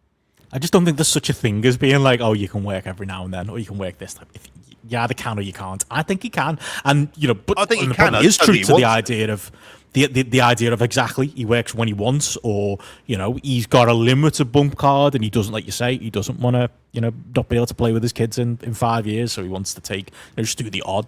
Sometimes that's worse for you, doing the odd match rather than working all the time. I always bring it up, but it reminds me of being sat in a pub with fucking WWE contracted Mark Andrews and Eddie Dennis when it was back when Danielson was out and WWE had. Well, Daniel Bryan was out, and WWE had said that he could never wrestle again, and he was too hurt. And I was like, can't tell me he's more hurt than like Tomohiro Ishii or like listing off like anybody who's ever done a G1. You can't tell me his head's more scrambled than most wrestlers. And they were like, oh, if WWE say he's injured, then he must be. They got best doctors. I don't think they actually were a WWE contract at that point, to be fair to them. But they were making that argument. Well, WWE wouldn't do that. I was like, well, they absolutely would, and it turned out they fucking did because.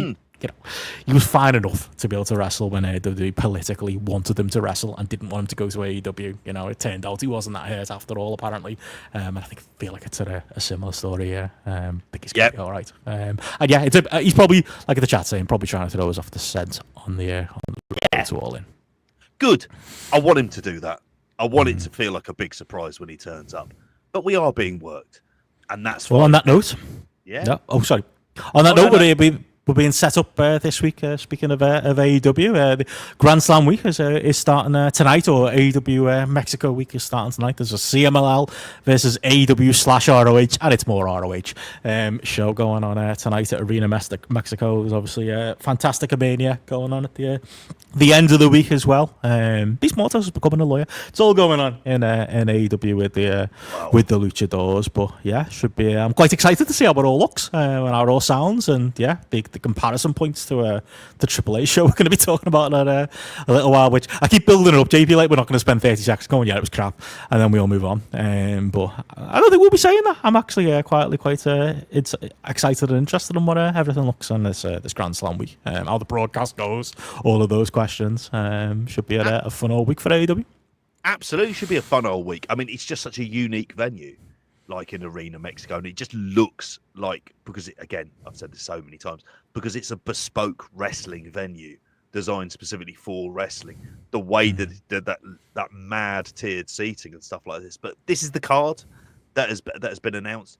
We have for the CMLL Women's World Championship. This being the Dynamite show, isn't it? This is the Dynamite show on Wednesday, June the 18th. Zeuxis defending against Mercedes Moné. MJF versus Mystico. We have the Death Riders of Moxley, Claudio, and Wheeler Yuta, and the Young Bucks versus Swerve Strickland, Will Ospreay, and the Ops. What's been just announced for the card? Kazuchika Okada versus Mark Briscoe in his traditional gutsy losing performance. Adam Cole, Daniel Garcia, Brody King, Templario, Bandido, and Atlantis Jr. versus Dax Harwood, Cash Wheeler, Konosuke Takeshita, Carl Fletcher, Josh Alexander, and Hechicero. And we've got Ricochet versus Hologram versus Leo Rush versus Mascara Dorada. So we don't have any 2 out of 3 falls stuff that CMLL do love. There's a few Lucha lads in there, but it's not an excessive amount when you think about it. I thought that LFI are fuming than are, aren't they? A lot more. Oh yeah, like LFI would have been an absolute no-brainer. Roosh coming back there as well. I mean, Beast Mortos seems to be having an absolute cracking week between becoming a lawyer and then going out with Mercedes Moné. So yeah, that came off this week as well, didn't it? Yeah. If that goes south, then he can certainly sue her for a few quid as well at the same time. So he's probably thinking, I'm quids in here. And and he's a cracking wrestler too. Like some people just have all the. I didn't realize he was a cracking looking bloke under the mask when I got a picture with him. No, it was Matt who got the picture with him at TNT. But there you go, got it all going. Yeah. Why is he wearing the mask? Because clearly he can't fight them off with a shitty stick. That lad, isn't he? He's doing all right in the meantime. But LFI would have been absolute no-brainers to bring in for this. I would expect them to make some kind of appearance at some point. But in the main for this show, I'm excited because it is A, it's 2 hours, which is nice. B, it has a degree of kind of like real novelty to it because of the venue and everything else. And there's going to be that CMLL influence has been so much more pronounced than the New Japan over the last few months and going into All in Texas. And you know what? They fitted in better when we think about it than New Japan. They've managed to fit into a lot of the storylines. The guys like Hechicero and whatnot, like Commanders. It's been obvious, but not too obvious, hasn't it? Yeah. It's it's like, oh, here's another CMLL wrestler. Like, there's been a bit of that, the FTR stuff, the MJF stuff, but it's a lot of characters and that you're not unfamiliar with. That's the strength of AEW. They put people like this on TV. That's it. We have video package conversations in both directions constantly, but they do it. And this is going to be a show because of the WWE AAA stuff like that. This is something that there's going to be, I think, that bit of extra motivation to try and put on a really big show to steal back some of the thunder that AAA have frankly taken. Because I mean, look to that Monterey crowd; it looked fucking big. We've seen some of these triple manias, and they've looked fucking like barely anyone's there apart from the Mexican military. And so, like for this one, I mean, I don't know what the ticket sales are like. I've not checked WrestleTix for this, but it did seem to be pretty much a sellout. And I'd imagine it will become kind of like bell time as well. So yeah, this for me looks like a really interesting show. Whether it's absolutely belting, I'm not entirely. It's missing a big match for me. It's missing a big, just a match where it's like Kenny Omega versus I don't know who would be the option. Would it be as simple as Mystico, like rather than doing something with MJF? That's the problem. Something like that though, that where you go, oh, we're getting this big time singles match. Like, obviously, like you say, they work the guys in, and it does, and the gals in. Obviously, with the Zeuxis working with Mercedes on the show as well. And like I say, they worked Mascara Dorada in so that the 4-way makes sense, and they've worked. We've had a few fucking pointless 10-mans with Adam Cole on AWTV the last part, so it doesn't look out of place. The rando 10-man that we're getting on this show as well. But I think it's a bit lacking me. I think it could do with just that little bit more. It could do with just some kind of banner match that is. There's nothing on the card that we're going to come out of the week going, oh, yeah, did you see, AEW left WWE in the dust there with their shitty show? Like, there's nothing on that list to me that looks like it'll be a better match than Vikingo versus Chad Gable was. And I wasn't even the high man on that, It's very much just some big spots, which is fine, that you can do that. But yeah, I wasn't even that high on it, but I don't see anything better than that. I think I can see your point. I think the problem is who would the CMLL big star be outside of Mystico? That's the question. Who, unfortunately, we have a lot of overexposure for him. In some ways, and this is a left field thinking. They've used Hechicero in those roles, but he's a very different type of wrestler, obviously. And he's not Commander. If he was there, maybe you could have. But then he would have worked MJF, I think. I would have had Roosh representing AEW against CMLL, and at least then I think it's political, though, isn't it? Isn't there a reason like they're not doing that? Oh, there probably is. Knowing them, he's pissed off enough people over the years, hasn't he? Roosh for that to be the case. But I mean, even so, that would have been for me at least the one that would have got the most heat from that particular audience for it. It'd be interesting to see how many tourists are there, how many Americans are coming down for it to be the kind of novelty and an easy enough show to go to at the same time. Again, I'm probably a bit more upbeat because it's a Dynamite, and we've still got the guts of a month before we get to All in Texas. So this week feels like it's almost taking a week off from a lot of All in Texas build. Yeah. Which has been great, as we talked about on Weekend Show. Like, all of the big matches feel like big matches, feels like they're WrestleMania for once. Exactly. And I think sometimes you don't want to Ospreay Mystico, there you go. Over it. Yeah. Actually, that's the one, isn't it? Kenny Atlantis. Yeah. That's a fair shot. I think the Ospreay one, just because stylistically, he'd be the kind of guy who they completely get on board. But it'll probably end up being that 10-man tag will be the one from a work rate perspective that kind of completely steals it, while MJF will do all of the pissing off the Arena Mexico crowd that he'll do. So it'll get plenty of heat, put it that way. And I know that's a dirty word in this day and age, but yeah, I'd be I'm kind of like, I'm cautiously optimistic that this is going to be like a lot of fun. Wonder what it does TV wise. Not that TV ratings matter anymore. That's not on Finally Store at the end. Apparently, streaming's taken over TV now. JP, there's more. It's official. More. Brandon Desmond did point out today it's people watching YouTube on television, not on their phones. Combined with all the other streamers, is now in the US at least got more households, more eyeballs. We'll go through that in a bit, but there you go. The world has changed. I think this is. It depends. It'll probably do a good number, regardless. I think it'll do a good number because of how it come across on TV. It'll make them seem like a really big deal because Arena Mexico looks so great.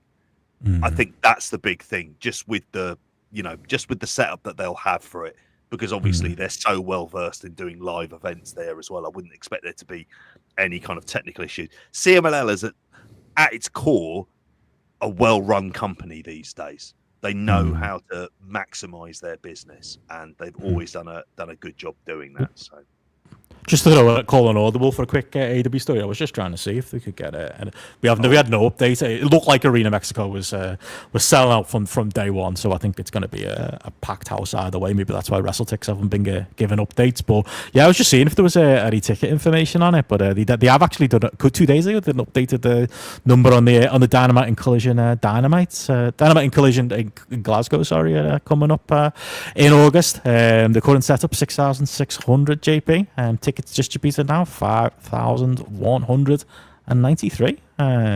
That's impressive. Like that's that's I mean, obviously it's a bit different than doing Cardiff a couple of days before everyone's made plans to go to Wembley as they did last year. But I think that shows there's a stronger at least interest there in Scotland to go see some AEW.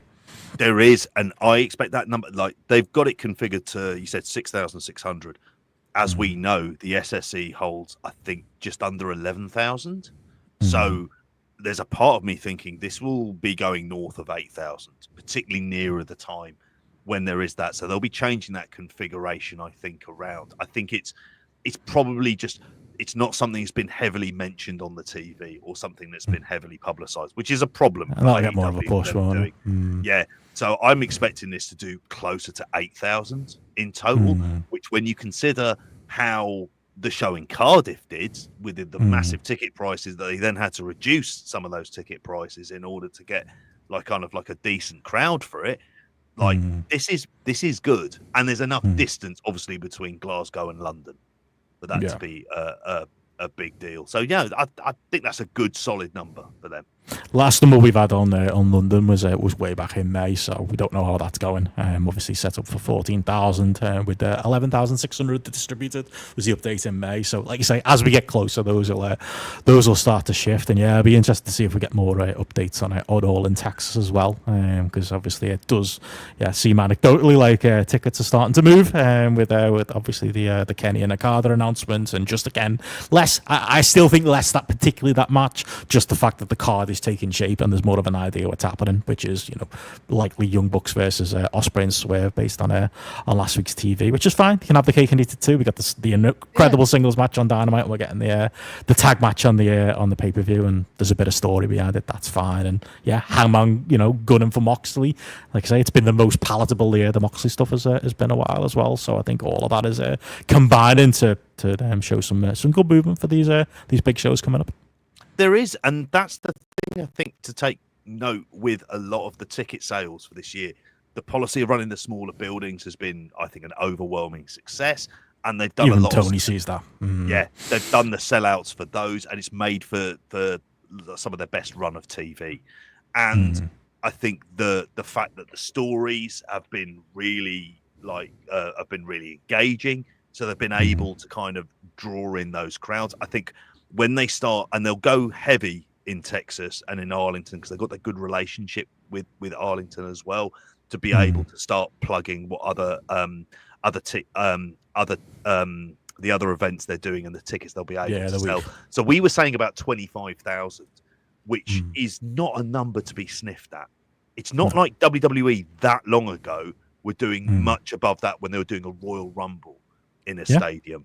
There was like an entire corner of it that they just made sure that it's healthy. They around at 25,000. Fuck me. I mean, God, any wrestling Toronto's coming up. would kill for it. I haven't got the number in front of me, but I think they're close to selling up the 10,000 allocation they've got for that already. Obviously, they'll open up more tickets for All Out, but they've just been smart about where they're going, what they're doing, and understood they're a company that's rebuilding a little bit, and that's fine, And they're showing healthy signs, I think, of rebuilding their things there. Absolutely. I was just going to mention quickly, obviously, before we move on, the other stuff going on with AEW and CMLL this week. Yeah, by the time a lot of people hear this, that show will be in the can, but the YouTube channel of CMLL is going to be showing the CMLL versus AEW and ROH stuff. So that one's got a Red Velvet versus is it Persephone? Persephone. Persephone, is that how you say it? There you go. Yeah, the shows how much I pay attention on weekend shows. Angel de Oro and Niebla Roja versus Leo Rush and Action Andretti's on that. Neon versus Hologram. Josh Alexander versus Atlantis Jr. I reckon that could be good. Takeshita Kyle Fletcher, Rocky Romero, Hechizero versus Aveno, Euphoria, Gran Guerrero, and Ultimo Guerrero, which is a cool thing. And Bandito versus Mascara Dorado, which is what that show has been sold around. I imagine we're all going to be waking up, or people are going to be listening to this knowing that was a banger available free on the YouTube. So look forward to that. And Fantastica Mania with CMLL, AEW, ROH, and New Japan talent taking place on Friday. With I guess we'll preview it more on the weekend show, but Ricochet v Volador Jr. is on that show. See, more along the lines. Neon versus Kevin Knight, Thunder Rosa La Jacarita is on that show, and a few multi-band. Yota Tsuji versus Ultimo Guerrero is on that show. Been a little bit under-promoted that one, but we'll get into the full card on weekend show. But just looks like a fun week up and down, so look forward to seeing the YouTube stuff and the stuff that apparently the one that's on that fair show that's going to be free on YouTube is also one like CMLL's streaming service. Apparently they have, and there's like a £35 tier. You can get that Fantastica Mania live on Friday. I think we can all just wait till Saturday morning and watch that, but should be a fun all week. Oh yeah, Lee Moriarty versus Blue Panther on ROH. I did see that as well. Yeah. I can watch that wrestling somewhere else. I'll just throw that out there as well. But I did that today, in fucking trying to watch it again. This is the biggest tease ever for the 2 minutes of TripleMania we're going to talk about. I managed to, it took me ages to get a Watch Wrestling website that worked in Vietnam. Like I say, 411 Mania is blocked, and it turns out, on Watch Wrestling, when you click on the show you want to watch, like the website works, but when you click on like the Daily Motion link or wherever else it's taking you to, the little holding page that pretends to be a website that'll tell you like the dictionary definition of pro wrestling, or it'll be pretending it's selling you some shoes where there's like a little video cropped in that's got it there. Those websites are all blocked over here, so I couldn't get on fucking anything, only to find out it would have been available on YouTube if I'd just bothered to search on YouTube. Oh well. I found that out today as well. That's what I get for being a dirty pirate. But weird, all those websites are blocked. It must be like the reason the 411 Mania and other sites are blocked over here. But moving on from there into some New Japan. We've got a big New Japan show to talk about, as we did talk about Dominion on Flashback last week again. Available on the Patreon for those who want to hear Garrett's amazing roundup. Don't think we're going to be going quite that far on some of the matches here, but obviously, we got the announcement of the G1 lineup on Dominion as well. We got a House of Torture shoring up on the undercard, and lots of it going into the Evil and David Finlay match. Ishii and Taichi had a nice little happy story winning the tag belts, and there were a couple of singles matches that I think were quite strong on here as well. Where would you like to start on this one, JP? I mean, we'll start off with the good stuff. We might as well we'll start off with that. No, we did Coronation Street an hour and 20 minutes ago. Yeah. Actually, we could start off with G1 climax entrance then in that place, and the play. Shit. It does. Yeah. In summary, I was fucking depressed when I looked and I went, oh. It's just a glorified New Japan Cup that's going to run for fucking. When they said they're doing a play-in tournament, genuinely, I was thinking, okay, that might be, the lineup's not so great for those who haven't seen it. I'll throw it up on the screen now, but don't get yourself too excited for the lineup there. We have in the A block, we have Hiroki Goto, Oleg Boltin. I've got some nice things to say about in a little minute. Yuya Uemura, Yota Tsuji, David Finlay, Evil, Sanada, Hiroshi Tanahashi, and then in the playoffs we have Taichi or Callum Newman and Roy Hoyoa or Bad Luck Fale. More on him in a moment. And in the B block we have El Phantasmo, Shota Umino, Shingo Takagi, Zack Sabre Jr., Great Okan, Gabe Kidd, Ren Narita, Karose Takeshita. It's a pretty good lineup of lads mostly. And then we have Tomohiro Ishii or Drilla Maloney, Ishii having to play his way in, and Yoshihashi or, again, the other man at the moment based on Dominion, Chase Owens.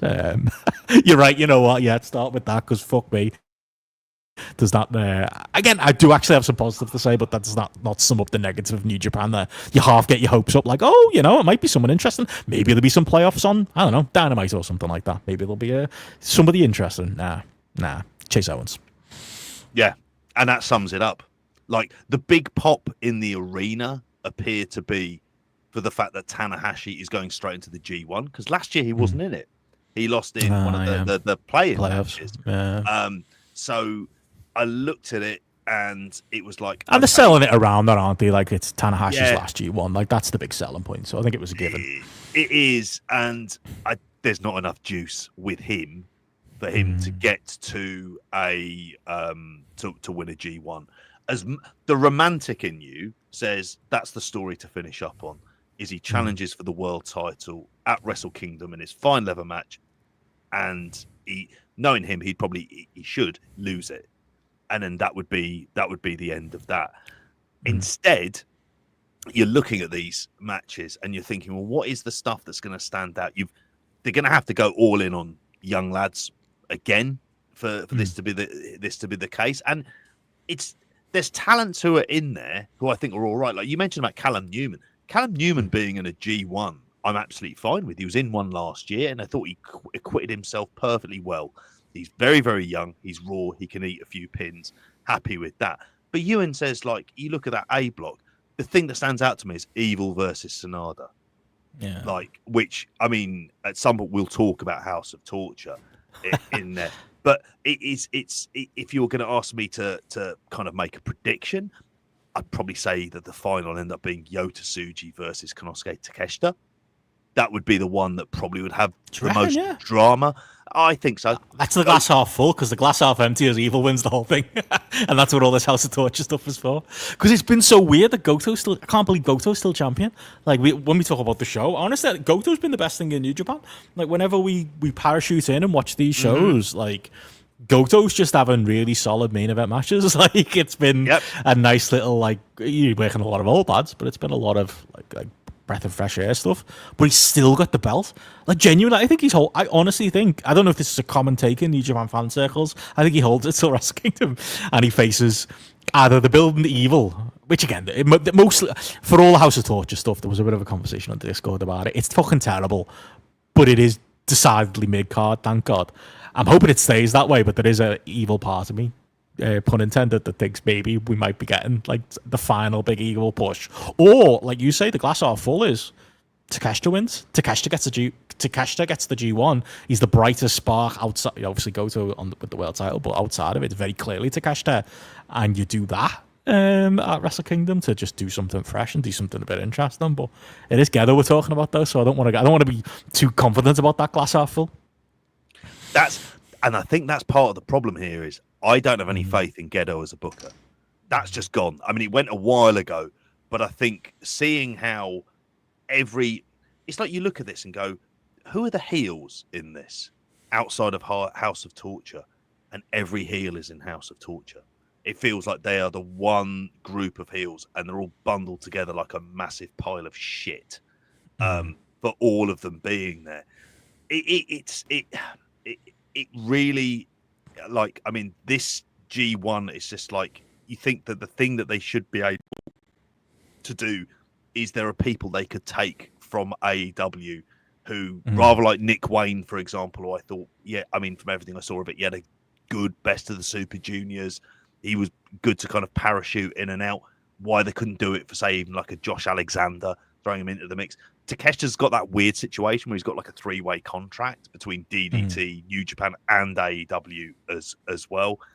I just don't want to. I mean, it's just not something that gets you excited for all of, like, you think the semis and the final. If it's interesting combination. So say you've got Takeshita and Zack out of Block B, and then you've got Yota Tsuji and Tanahashi. Let's just say, for argument's sake, in Block A, you think, well, there's lots of different directions you could go in there to make it kind of interesting.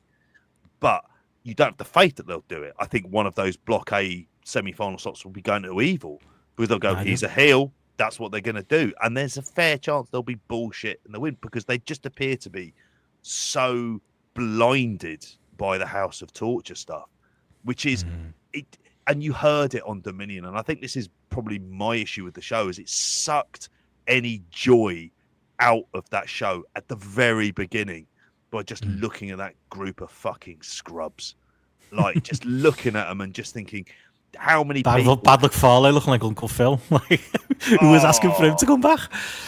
Exactly, like the world's shittest Santa. Like absolutely terrible there. But what's it done for Ren Narita? Nothing. What's it done for Show? Nothing. What's it done for Sonada, who was IWGP champion a couple of years ago? Nothing. Like not what you could do for Sonata, though. No, there isn't. But he's not helping himself, is he? Dressing up like Giant Gonzalez in a thong. Like, oh my God, what was that? I still don't know. I don't understand it at all. It made me like pine for Giant Gonzalez from Thunder in Paradise instead. But it's hard to be. That's how you book a big man. It's hard to be enthused by it. I mean, I'd say if you're looking from a wrestling perspective, I think the Block B just has those better wrestlers, whether it be Shingo, Zack, Gabe Kidd, Takeshita, even ELP sort of thrown into the mix. You're absolutely picking and choosing. You're picking and choosing from those lads. And on his night, LP could give you something.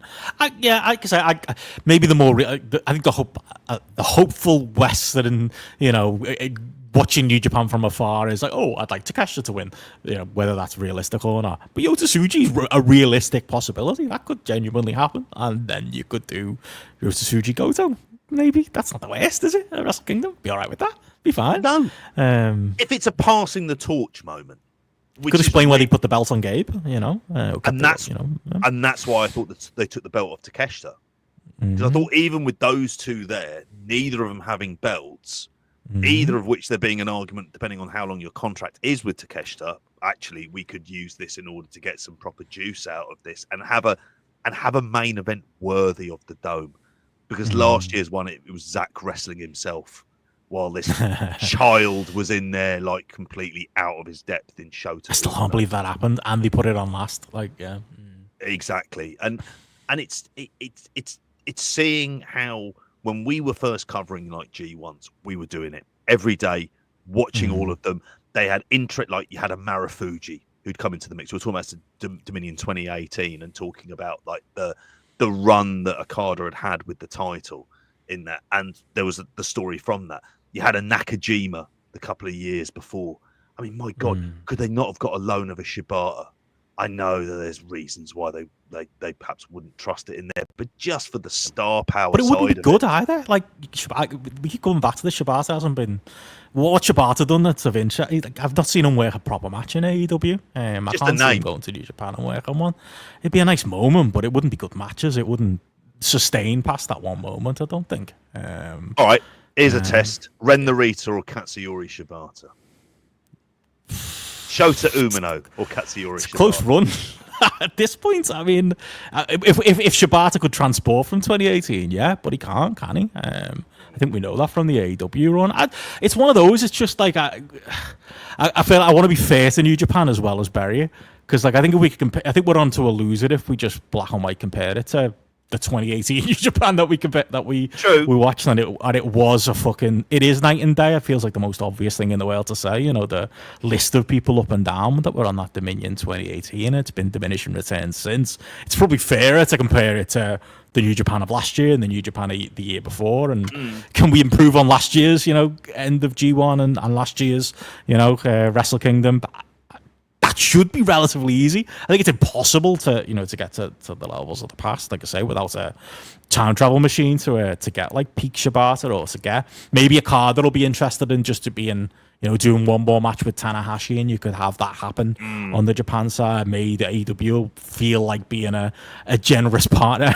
We'll get some of that. But I honestly thought some of the show was at least it was one of those. It was like the first half of the show, the House of Torture stuff was absolute death. And if you're watching that live, I could absolutely see giving up and not watching any of the rest of the show.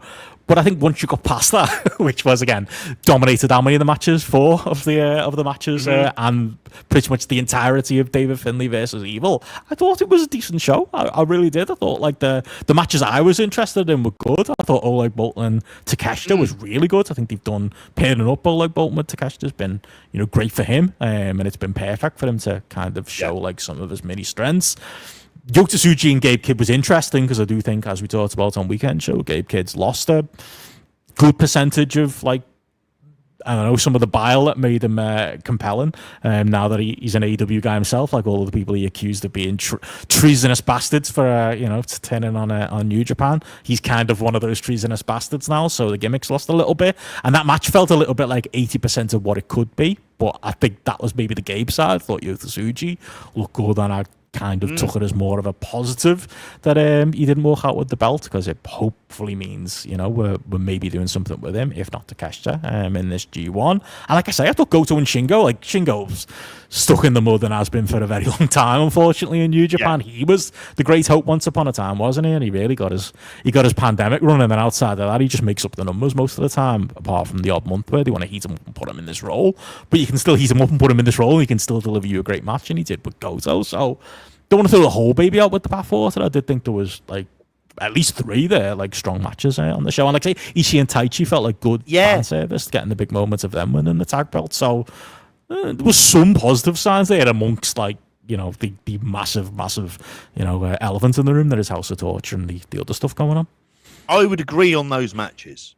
Like, I really would. I would agree specifically on those matches. I mean, the main event, for example, I mean, it was one where I was like almost like going, okay, is it just these 2 lads going through the motions? But they know how to go through the fucking motions, and they know how to deliver a good match for the crowd. And Shingo has had that kind of enough rests in between to know when he's getting a big match, headlining a big show for New Japan, he's going to put the shift in. I mean, and I thought it was like, particularly towards the end, that crowd fucking loved Goto. I mean, and Goto can still go. I mean, this has probably been the benefit of him just sort of toiling around the tag division for quite a long time.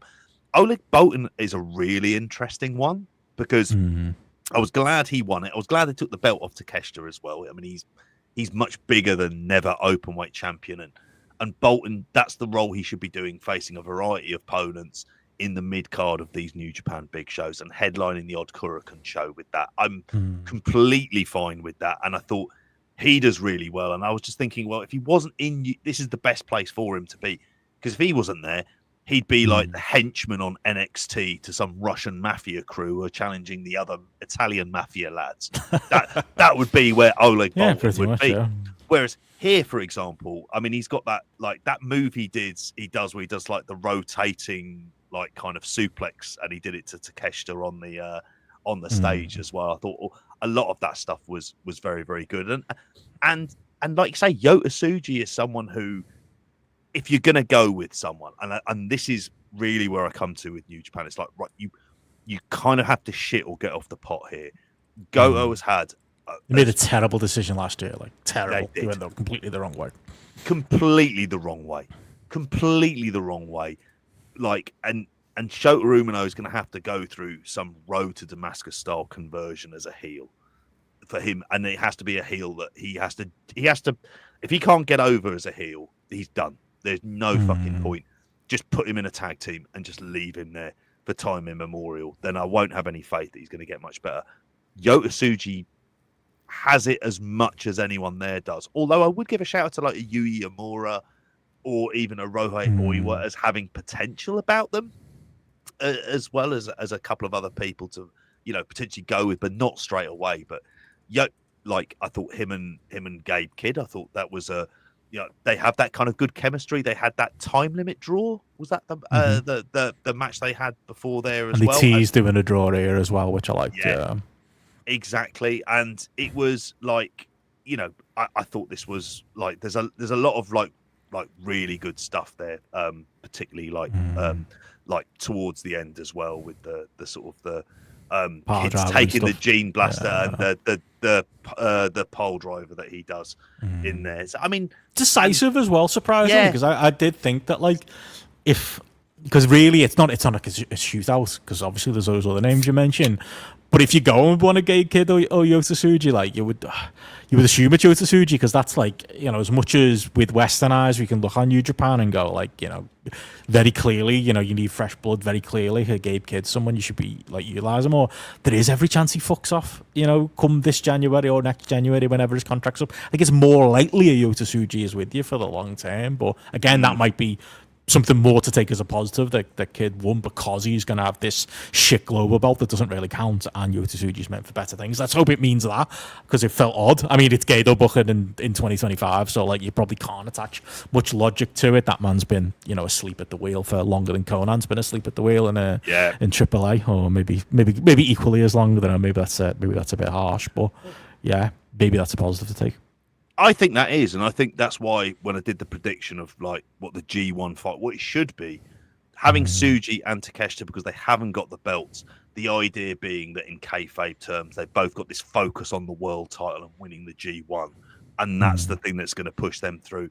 I'd be absolutely fine about it, and you wouldn't be worrying like you would do with New Japan booking and going, well, one of them's got the title, so he can't lose, or the various way the titles can end up complicating it. I just think these titles don't mean a whole lot. The Never will do more for Oleg Boltin than it will do for Takeshita, much like the global title will do more for Gabe Kidd than it will do for Yota Tsuji. He's kind of outgrown it. He's clearly the guy that meant for bigger things. Yeah, he's as much as anyone, and I think they've just got to try.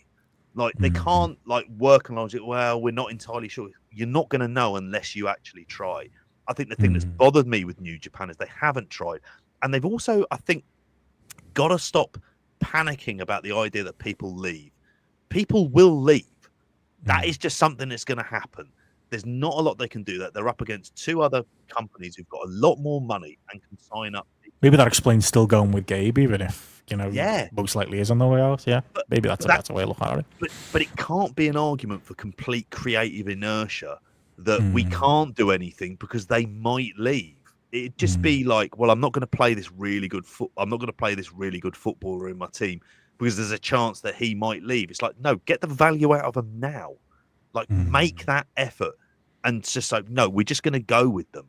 And if they leave or if they decide they're going to be going, then go. But Yota Tsuji's around for the long haul.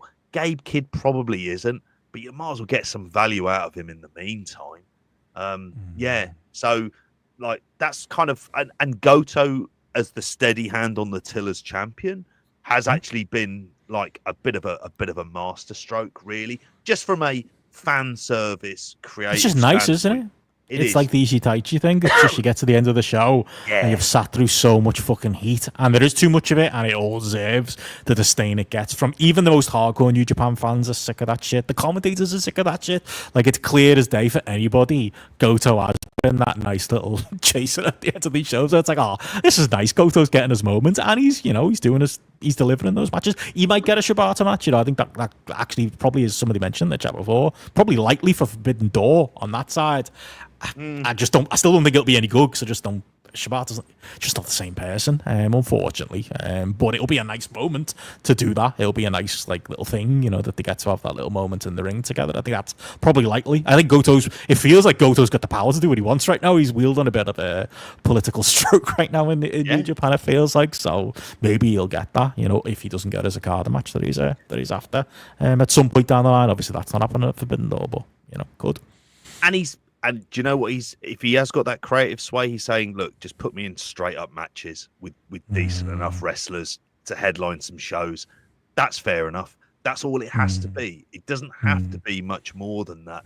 He can do it. And if you just eke as much mileage out of this one last big run by this wrestler, because there will come a point where he's the last of the guys of that generation who feel like he hasn't broken down yet. And so, therefore, get as much mileage out of it as you can. Like Shingo's starting to break down, and at least they're getting some mileage out of him. At least they've sort of kept him strong enough that they can put him into these kind of main events, and it works generally.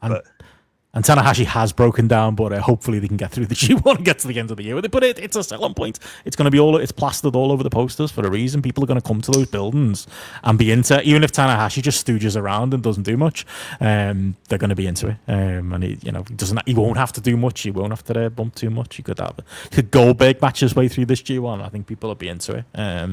It's just about getting to the end of the year with him.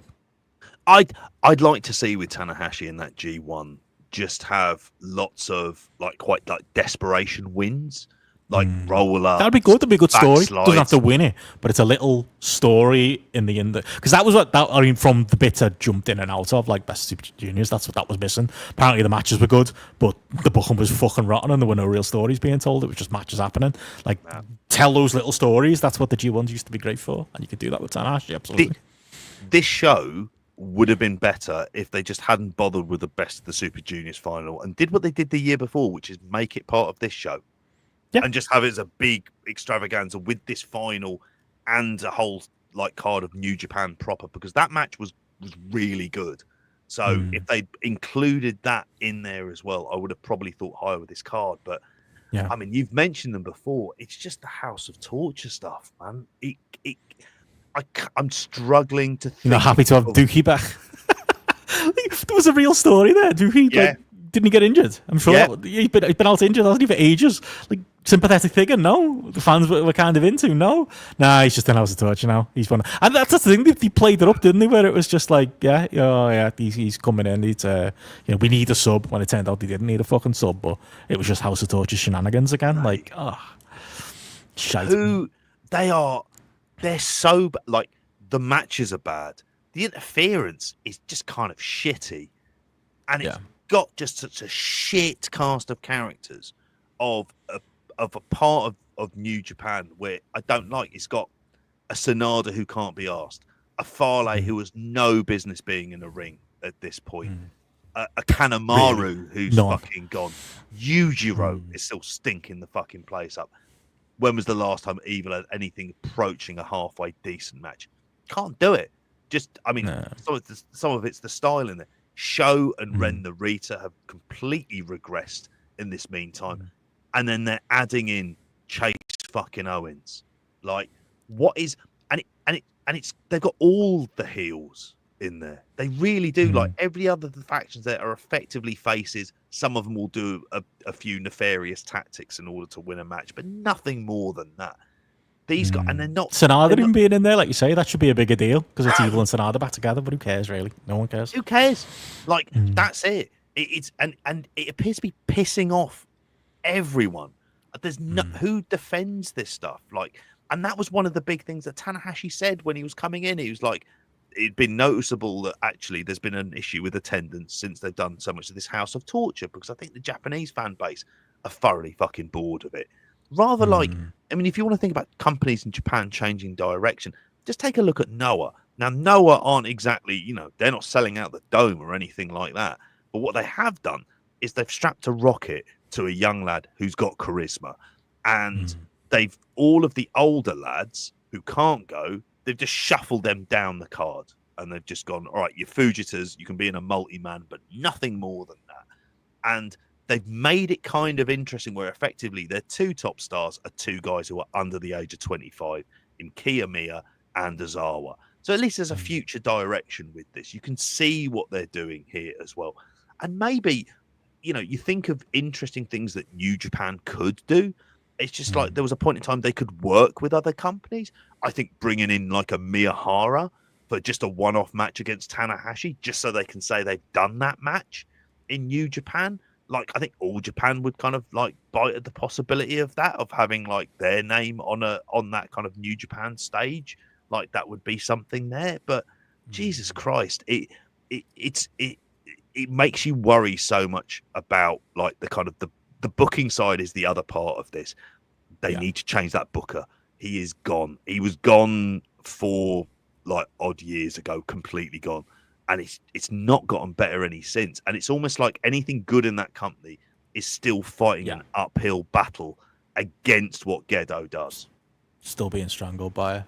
Well, it reminds me of another company if we're done there in that, and I think Gether will still be there in 4 years. It'll still be there in 10 years. I genuinely don't think they have, unless it's Dick to go. I don't think they have another plan based on everything you see and read. But yeah, speaking of companies that need to let go of the booker, there was also, as we've teased a few times through the show, TripleMania this week, which again, it feels like WWE produce, but not this. I don't know how much you've seen of this. This is not the real TripleMania. It's TripleMania Regia, which, by the way, when I finally got it to work after playing around with it, with botch wrestling, and then never figuring out it was on YouTube until about 10 minutes before we hit play today, so I'm fuming about that. It was only 2 hours, the version that I had on botch wrestling. Is that correct? Is that the full show?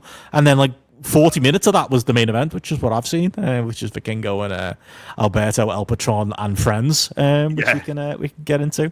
But yeah, did you see any of the rest of it, and why such a short runtime? Oh, so the other 3 matches they just didn't have on the card. I don't know why that was, and I don't know if it was because of whatever agreement they got with Max and Space, which is the other names that appeared in the top right corner of the screen, as what streaming services they were on. I don't know why that was. So I did see the 3 matches that were part of this, of which was in front of a fucking massive crowd. I mean, I put the Monterey Arena image up behind me for the weekend show. Not fucking great. When I was looking at pictures, I was like, Jesus, this looks good. They won't sell any of this. Most of this will be in the dark. No, it looks. So I was looking at your background there. I've noticed this entire time that's the House of Torture behind you. Yeah. I just assumed that was Mark Henry in the corner. It turns out it's Bad Luck Fale. So I did watch the 3 matches from this, of which and I wonder whether or not, like TNA, there's an uptick in interest in Mexico because of the WWE story. And I think there is. Very short term, but there is that kind of linking to that brand, and therefore they're able to get sort of a bit more juice out of it, because it was a good crowd they had for this. And they also did that thing they do on WWE pay-per-views, which I don't mind. I'm fine with it, of people walking into the arena. Here's everyone arriving, getting ready for the show, and then the crowd cheers and things like that. And it was from a production perspective better than what it has been in previous years. No Hugo Savinovich, which is sad, but the shit he does on the table, frankly, isn't going to be a thing that WWE are going to get on board for their commentators there as well. And it was a very long opening, incredibly long opening, where we had the Dorian Roldan coming out. Only 1 urn, which I'm not happy about. Yeah, what's going on? Where's the other angle? It wasn't on Worlds Collide, either. She's fucking off the husband, clearly, or they just decided to scatter the ashes and have done with it, and he's not turning up. But yeah, I'm assuming that's just the brothers. I have to assume it's Peñas that they've got in. But yeah, it was like a long old build, because there's this whole stable that involves JBL, which I'm not quite sure. It's him, Judas Macias, NFG, who are Forastero and Sanson. They're there. Dos Caras Jr., Alberto's brother, got involved in the main event. It was all that kind of bullshit shenanigans with the worst pair of handcuffs I've ever fucking seen, which was genuinely funny as well. But I did watch the 3 matches on there, which I don't know if you saw the TNA X Division Championship 4-way. No. Okay. Joe Hendry came out to a redone version of his song, but some of it was sung in Spanish. So and the crowd were fucking into it. They were singing along. I saw the picture of him. Is it Mr. Iguana, whatever his fucking name is? Oh yeah. Fucking talk about your 15 minutes of fame. Fair play. It's hard to get over in wrestling. Yeah, make that money. He is making that money, but I couldn't get. I honestly, I hate him already. I've decided very early on, I don't like this man. There's nothing he's going to be able to do. When he turns up in the Royal Rumble and stuff, I'm going to be shouting, "Oh, fuck off." That'll be my instant reply to that. As a match, it was kind of generally fine. I mean, the fact that Moose has already been announced to wrestle Leon Slater for the X Division title at Slammiversary gave away what was going to happen. But the way they got there was it Macias kicked El Hijo to Dr. Wagner Jr. in the balls, and then Moose was able to hit his fancy spear for pinning him as well. And Joe Hendry was there to just sort of pop the crowd, which again is mental that Joe Hendry is in this position. But here we are. The AAA was he over in Mexico? Yeah, massively over. They were singing, They were waving the hands. I was in a state of I don't know. Maybe I think they like Joe Henry. They hate Vikingo. What? This is like a WWE audience, and I think that they're just kind of like they're very much like along for the ride with this stuff. So a Cubs fan had some theories on why that would be. We'll get to that, but yeah. Oh, okay, all right. I haven't seen those yet at this point. Then he was the basic broad point he was saying, it goes to the booking of the main event, is that like I think they've had the taste of this is what competence looks like. And like even the hardcore fans are like, oh, come on, all right, let's move on. So it's less about Vikingo when we get there, it's more about the overall. Exactly. And it's like even for the tag belts, they put the belts on the Gazas. That's fine.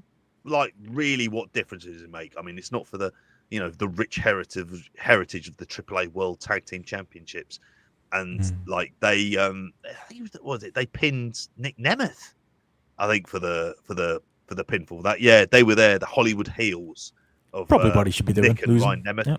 Yeah, that's absolutely fine by me. Pagano and Psycho Clown were there as well, and so Psycho Clown's one that the merch machine needs to get behind. Like he's so clearly more charismatic and like just got way more just overall presence than half of this roster, especially based on Worlds Collide. I think him and Pagano are on those shows when they go back to Mexico. They've been announced for those. So, I mean, Pagano's astounding that they've got him on there because I've seen him have some absolute rubbish matches in there as well. But, I mean, putting the belt on the Gazas is fine. They're not going to be missed if they've got to do AAA dates and not being able to, I don't know, eat catering on Raw or stand in the background. It's absolutely fine to use them up in the meantime. And then we got to that main event, which the crowd reactions were interesting. Like I found they fucking hated it, didn't he? Like I didn't understand until I saw what Cubs fan. I was just contextless. I was like, these crowds just like the heels, and like basically what you're saying, like the level of achievement it took Conan's shitty booking here to get the fans to boo Vikingo and to like basically reject less boo Vikingo, more boo like your Latin lovers and the others who were getting involved in this one, because it felt like more a rejection of the booking. Like I say, again, if you want your proper AAA takes, like Cubs fans, your guy, but like he was saying like the big part of it is just that Vikingo's not the most charismatic, he's not the best from fighting underneath, he's your great wrestler match, so you put him in a cage match where he can't do any of his stuff unless he tries to kill himself off the top of the cage, which I thought he actually might still, but he didn't. Like it was the worst use of like his strengths, and then on top of it, TNA levels of just ridiculousness and fucking they're going to the back because Latin lovers arrived in a car. I didn't fully understand what was going on there, but there he came. Looks fantastic, like I say, looks 20 years younger than Shawn, which is a wild thing because he's the Mexican Shawn Michaels according to 1996 WWF TV. But there we go. But yeah, it was just literally like King Vikingo getting involved there, Octagon Jr. getting involved, like JBL fucking trying to get heat like it's a fucking. It just comes across so small time. Like he's like, oh, this is what we used to get heat in Puerto Rico in the 80s and 90s, and this is how American heels used to be in Mexico. And it just stinks of shit Conan booking, where it's just like, I'm surprised he wasn't out there himself. Just this fucking gang of heels and this gang of nonsense and fucking tables and fire extinguishers and handcuffs and bollocks, and like Vikingo's like big spots were getting booed by the end of it, and like the end of the match got a boo, like in the crowd you could literally see it visibly on people's faces in the first few rows, just miserable, just like, this is fucking shit that you're serving up to us. And like weirdly, like not like us when NXT UK game of thing, we were like, oh, well, this sanitized garbage. I think they want a bit of sanitization, they want it to be cleaned up a little bit. They're actually looking for the the big old arm of the Fed to clean this up, because fuck, this was a train wreck on in so many ways. Incoherence is probably the way. Yeah, the only hope is that they've decided they're going to tie up whatever loose end this stables is, because how many times have we seen a TripleMania show where there was just this enormous heel faction headed up by Dorian Roldan and or Conan, and there's just loads of people, and you're like, it's taken over. Yeah, and they do a promo in the ring. And I don't speak Spanish, so I'm like, well, I don't really have a clue what's going on here. But Conan is Mexico's Red Lightning, eh? That's what the ICW used to do every month. Oh yeah, Mark Dallas was fighting over the ownership of the company. I mean, I was shocked Alberto took that bump off the top of the cage. It was a tall cage. like through the table. I was very the table one with the two of them. To be fair, Vikingo took most of it. It felt like, despite Del Rio being like twice his size, I think he let Vikingo take most of that impact. But yeah, fair enough. Like, especially like back first as well, like terrifying. Yeah, wouldn't be the kind of thing you'd expect him to do. But the handcuff thing, which Latin Lover tried to put on him, and then it just came off. He had his hand off, and then the camera made sure to cut away, and they had it back on, and then it came off again. And all he had to do was just climb out the door that he was literally right beside, and he couldn't even do that. Like, and that's the kind of shit that is the rejection. And I can really see the point that Cubs fan is making about they just want a degree of fucking normalcy for this. Just because at least with CMLL, and we spoke about, like, you know, that maybe the card for Grand Slam isn't as big as it could be. The one thing I would expect it to be is competent. Now, I know it's Dynamite and it's AEW's involvement as well, but all of the shows they do in Arena Mexico, the Fantastica Mania, the Ring of Honor versus CMLL show as well, all of that stuff is going to be competent with some good wrestling on it, which, when you think about it at its core, what do these audiences really want to see? They want to see that stuff. And instead, what they got here, well, they do. Oh, Connor's right here. It being terrible is funny. I was saying that during Worlds Collide. I was just me personally. I know it's bad for the company, but it wasn't AAA without like it being a complete mess, and Worlds Collide being so competent was offensive to me. But they shouldn't listen to me. Like, clearly, that's, you know, even based on this rejection in this main event, that is not what this. As much as we laugh at the chaos of AAA, it's clearly not what that fan base wants. The fan base wants it to be competently, dare I say it, like CML. You know, that's what they want. Exactly, and maybe we'll see this at the proper TripleMania. You'll just have Latin Lover versus Alberto El Patron.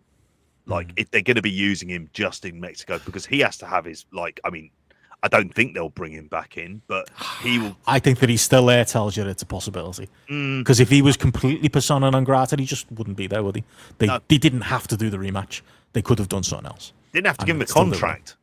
Exactly, that's the bigger one. The Regia AAA contract, which apparently for good money came out last week. It's good for him, the cunt. I guess. But you saw some of the people getting involved. What has Laredo Kid ever meant in the US? Not really anything. Nino Hamburguesa, I just like. Oh yeah, I got involved. He's always been shit. Like, he's always been shit, and he's got a fucking title. He won a tournament there not too long ago as well. But it's still AAA, and it is. And I will always get a perverse pleasure from watching AAA. It's nice. Alan Farrell gets mad at you because you could watch CMLL instead, which is apparently good. Yeah, but the CMLL I have seen, when on those really, like, where there's no real wrestling to talk about, and it's just like there's a CMLL show, and we watched it. It was like the anniversary show. There's been some really good stuff on there, and it's like I can completely get the CMLL stuff. It's just obviously it's all behind like a quite expensive paywall. But that's fine. It works for them. They're clearly a better company. But AAA, like, I mean, the best thing they can have is actually just a wholesale change of creative and just some common sense come in with some clear heels, clear faces, no big massive factions. Kick fucking Dorian Roldan out the door. Like, don't bother with him. Don't bother with half of those lads. If you want to keep Macias around, fine, whatever. Yeah, roll the little gold caskets behind them. You know, we could do that too. It could work. Yeah, exactly. Get out the door with you, and Conan too. Yeah. But there we go. But yeah, there you go. Them in the ends, out the door. That's JP's wish for it. Sorry, the internet was breaking up there. I think we're back. That's JP's wish for AAA. My wish is for it to continue to be shite. And it'd be funny if it was shite under WWE's watch. If Worlds Collide was shite, I would have had a better time. I still say that, but you're not wrong in everything you say. There we go. I think we're all good. But yeah, unless there's any more thoughts on that, there wasn't really anything else good. We said we had nothing to talk about. We've gone longer than last week somehow. That's just kind of how we do here. We did waste the first half hour, but what can you do? TNA Plus has launched a free tier. I was going to mention that as a minor news story. Well, there you go. Matty will be happy. I had it free for 5 years, mate, before they realised there was a hole in the system. Let's hopefully hope I can do that again. Got charged for Adobe Premiere this week. I was fuming, meant to cancel that. But they offered me another 2 months free, so I've kept it. But there you go. Be careful if you go for these free trials, was my advice. And yeah, as I mentioned earlier, I was going to mention it as I'm finally, but yeah, as Brandon Thurston said, the moon has eclipsed the sun, and yeah, streaming numbers in America are now bigger than American cable numbers. It's official. So there we go. No more ratings talk on this show, JP. That's our New Year's, our second half of the year's resolution. We are moving on. I think the interesting side of that will be when it comes to what we would think of as TV negotiations. It's going to be streaming services that are obviously completely dominant on the basis of the Netflix one. But if you're TNA, for example, and you're shopping around the product, and Carlos Silva turned up, by the way, he was at TripleMania. I'm going between TripleMania, how they say the defensive midfielder. Yeah, exactly. Yeah, he's the guy who manages Fulham. No, he turned up and he raised Moose's hand in the ring after the match. By all accounts, there as well. But the streaming stuff is interesting from the sense of, obviously it's a game of inches. What properties can they put onto there? Which properties are interested in some kind of live sport? That's why when you're a TNA, you might just think, get yourself on fucking Amazon Prime or whoever, if they can come up with some sort of deal. I know they were poo-pooing the idea of them being on Sci-Fi, but I just went, well, I have access to Sci-Fi, not that I'll ever fucking watch it. There's never anything good on ECW was on Sci-Fi. They were fine. Great show. Brilliant. Worked out fine. Month one, it's in our archives. Exactly. Ewan's asking if I'll watch any of the British J Cup. No, but I will watch the Revolution Rumble. That I will watch. I love a good. Still don't fancy the trip down? Apparently, it's going to be a sweaty day. I've been reliably told in the weather sticks in London for that this weekend. Well, I'd love to go. I would like to go, but aren't we recording that day? Oh yeah, we are. Is it the Sunday afternoon? I thought it was Saturday. Yeah, we're recording. So like that's a shame. ROH CCW, blame Eddie, needs to be watched. And yeah, there you go. You might have to get up early, mate, to get that in. Jesus. Fucking loads of that in there. There's a lot of that. You can liberally skip. I think use your judgment. Anybody who's working their way through that. If anyone comes up with a 3-hour version, we'll have Matty on that podcast. If they don't, I think it's going to be me, JP, and Eddie for that podcast. Garrett's otherwise engaged as well with missing time this week, unfortunately. So, yeah, there we go. But got that to look forward to. And, yeah, good segue into it. Obviously, everything we've got coming up, like we say. We do have the Dominion 2018 review is up for flashback. Terry 93 Film Club went up this weekend again. Crap films, great time chatting about them. Mr. Nanny and Thunder in Paradise. One was the good kind of crap, one was the bad kind of crap. Listen to find out.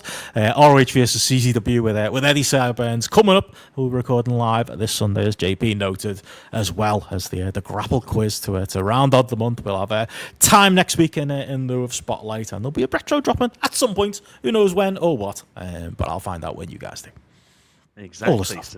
So where do you get all of this good stuff? Well, just to repeat it again, for those in the back of the room not listening, patreon.com/grapple or youtube.com/@grapple.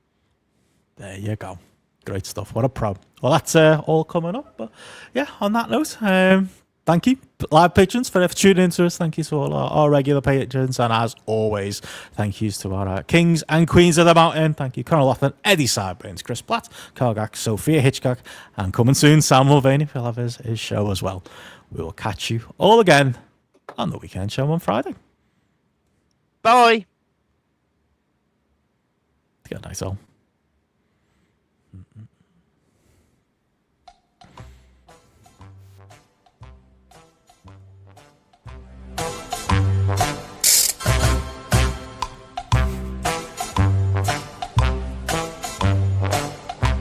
Just picture Goldberg walking while this plays.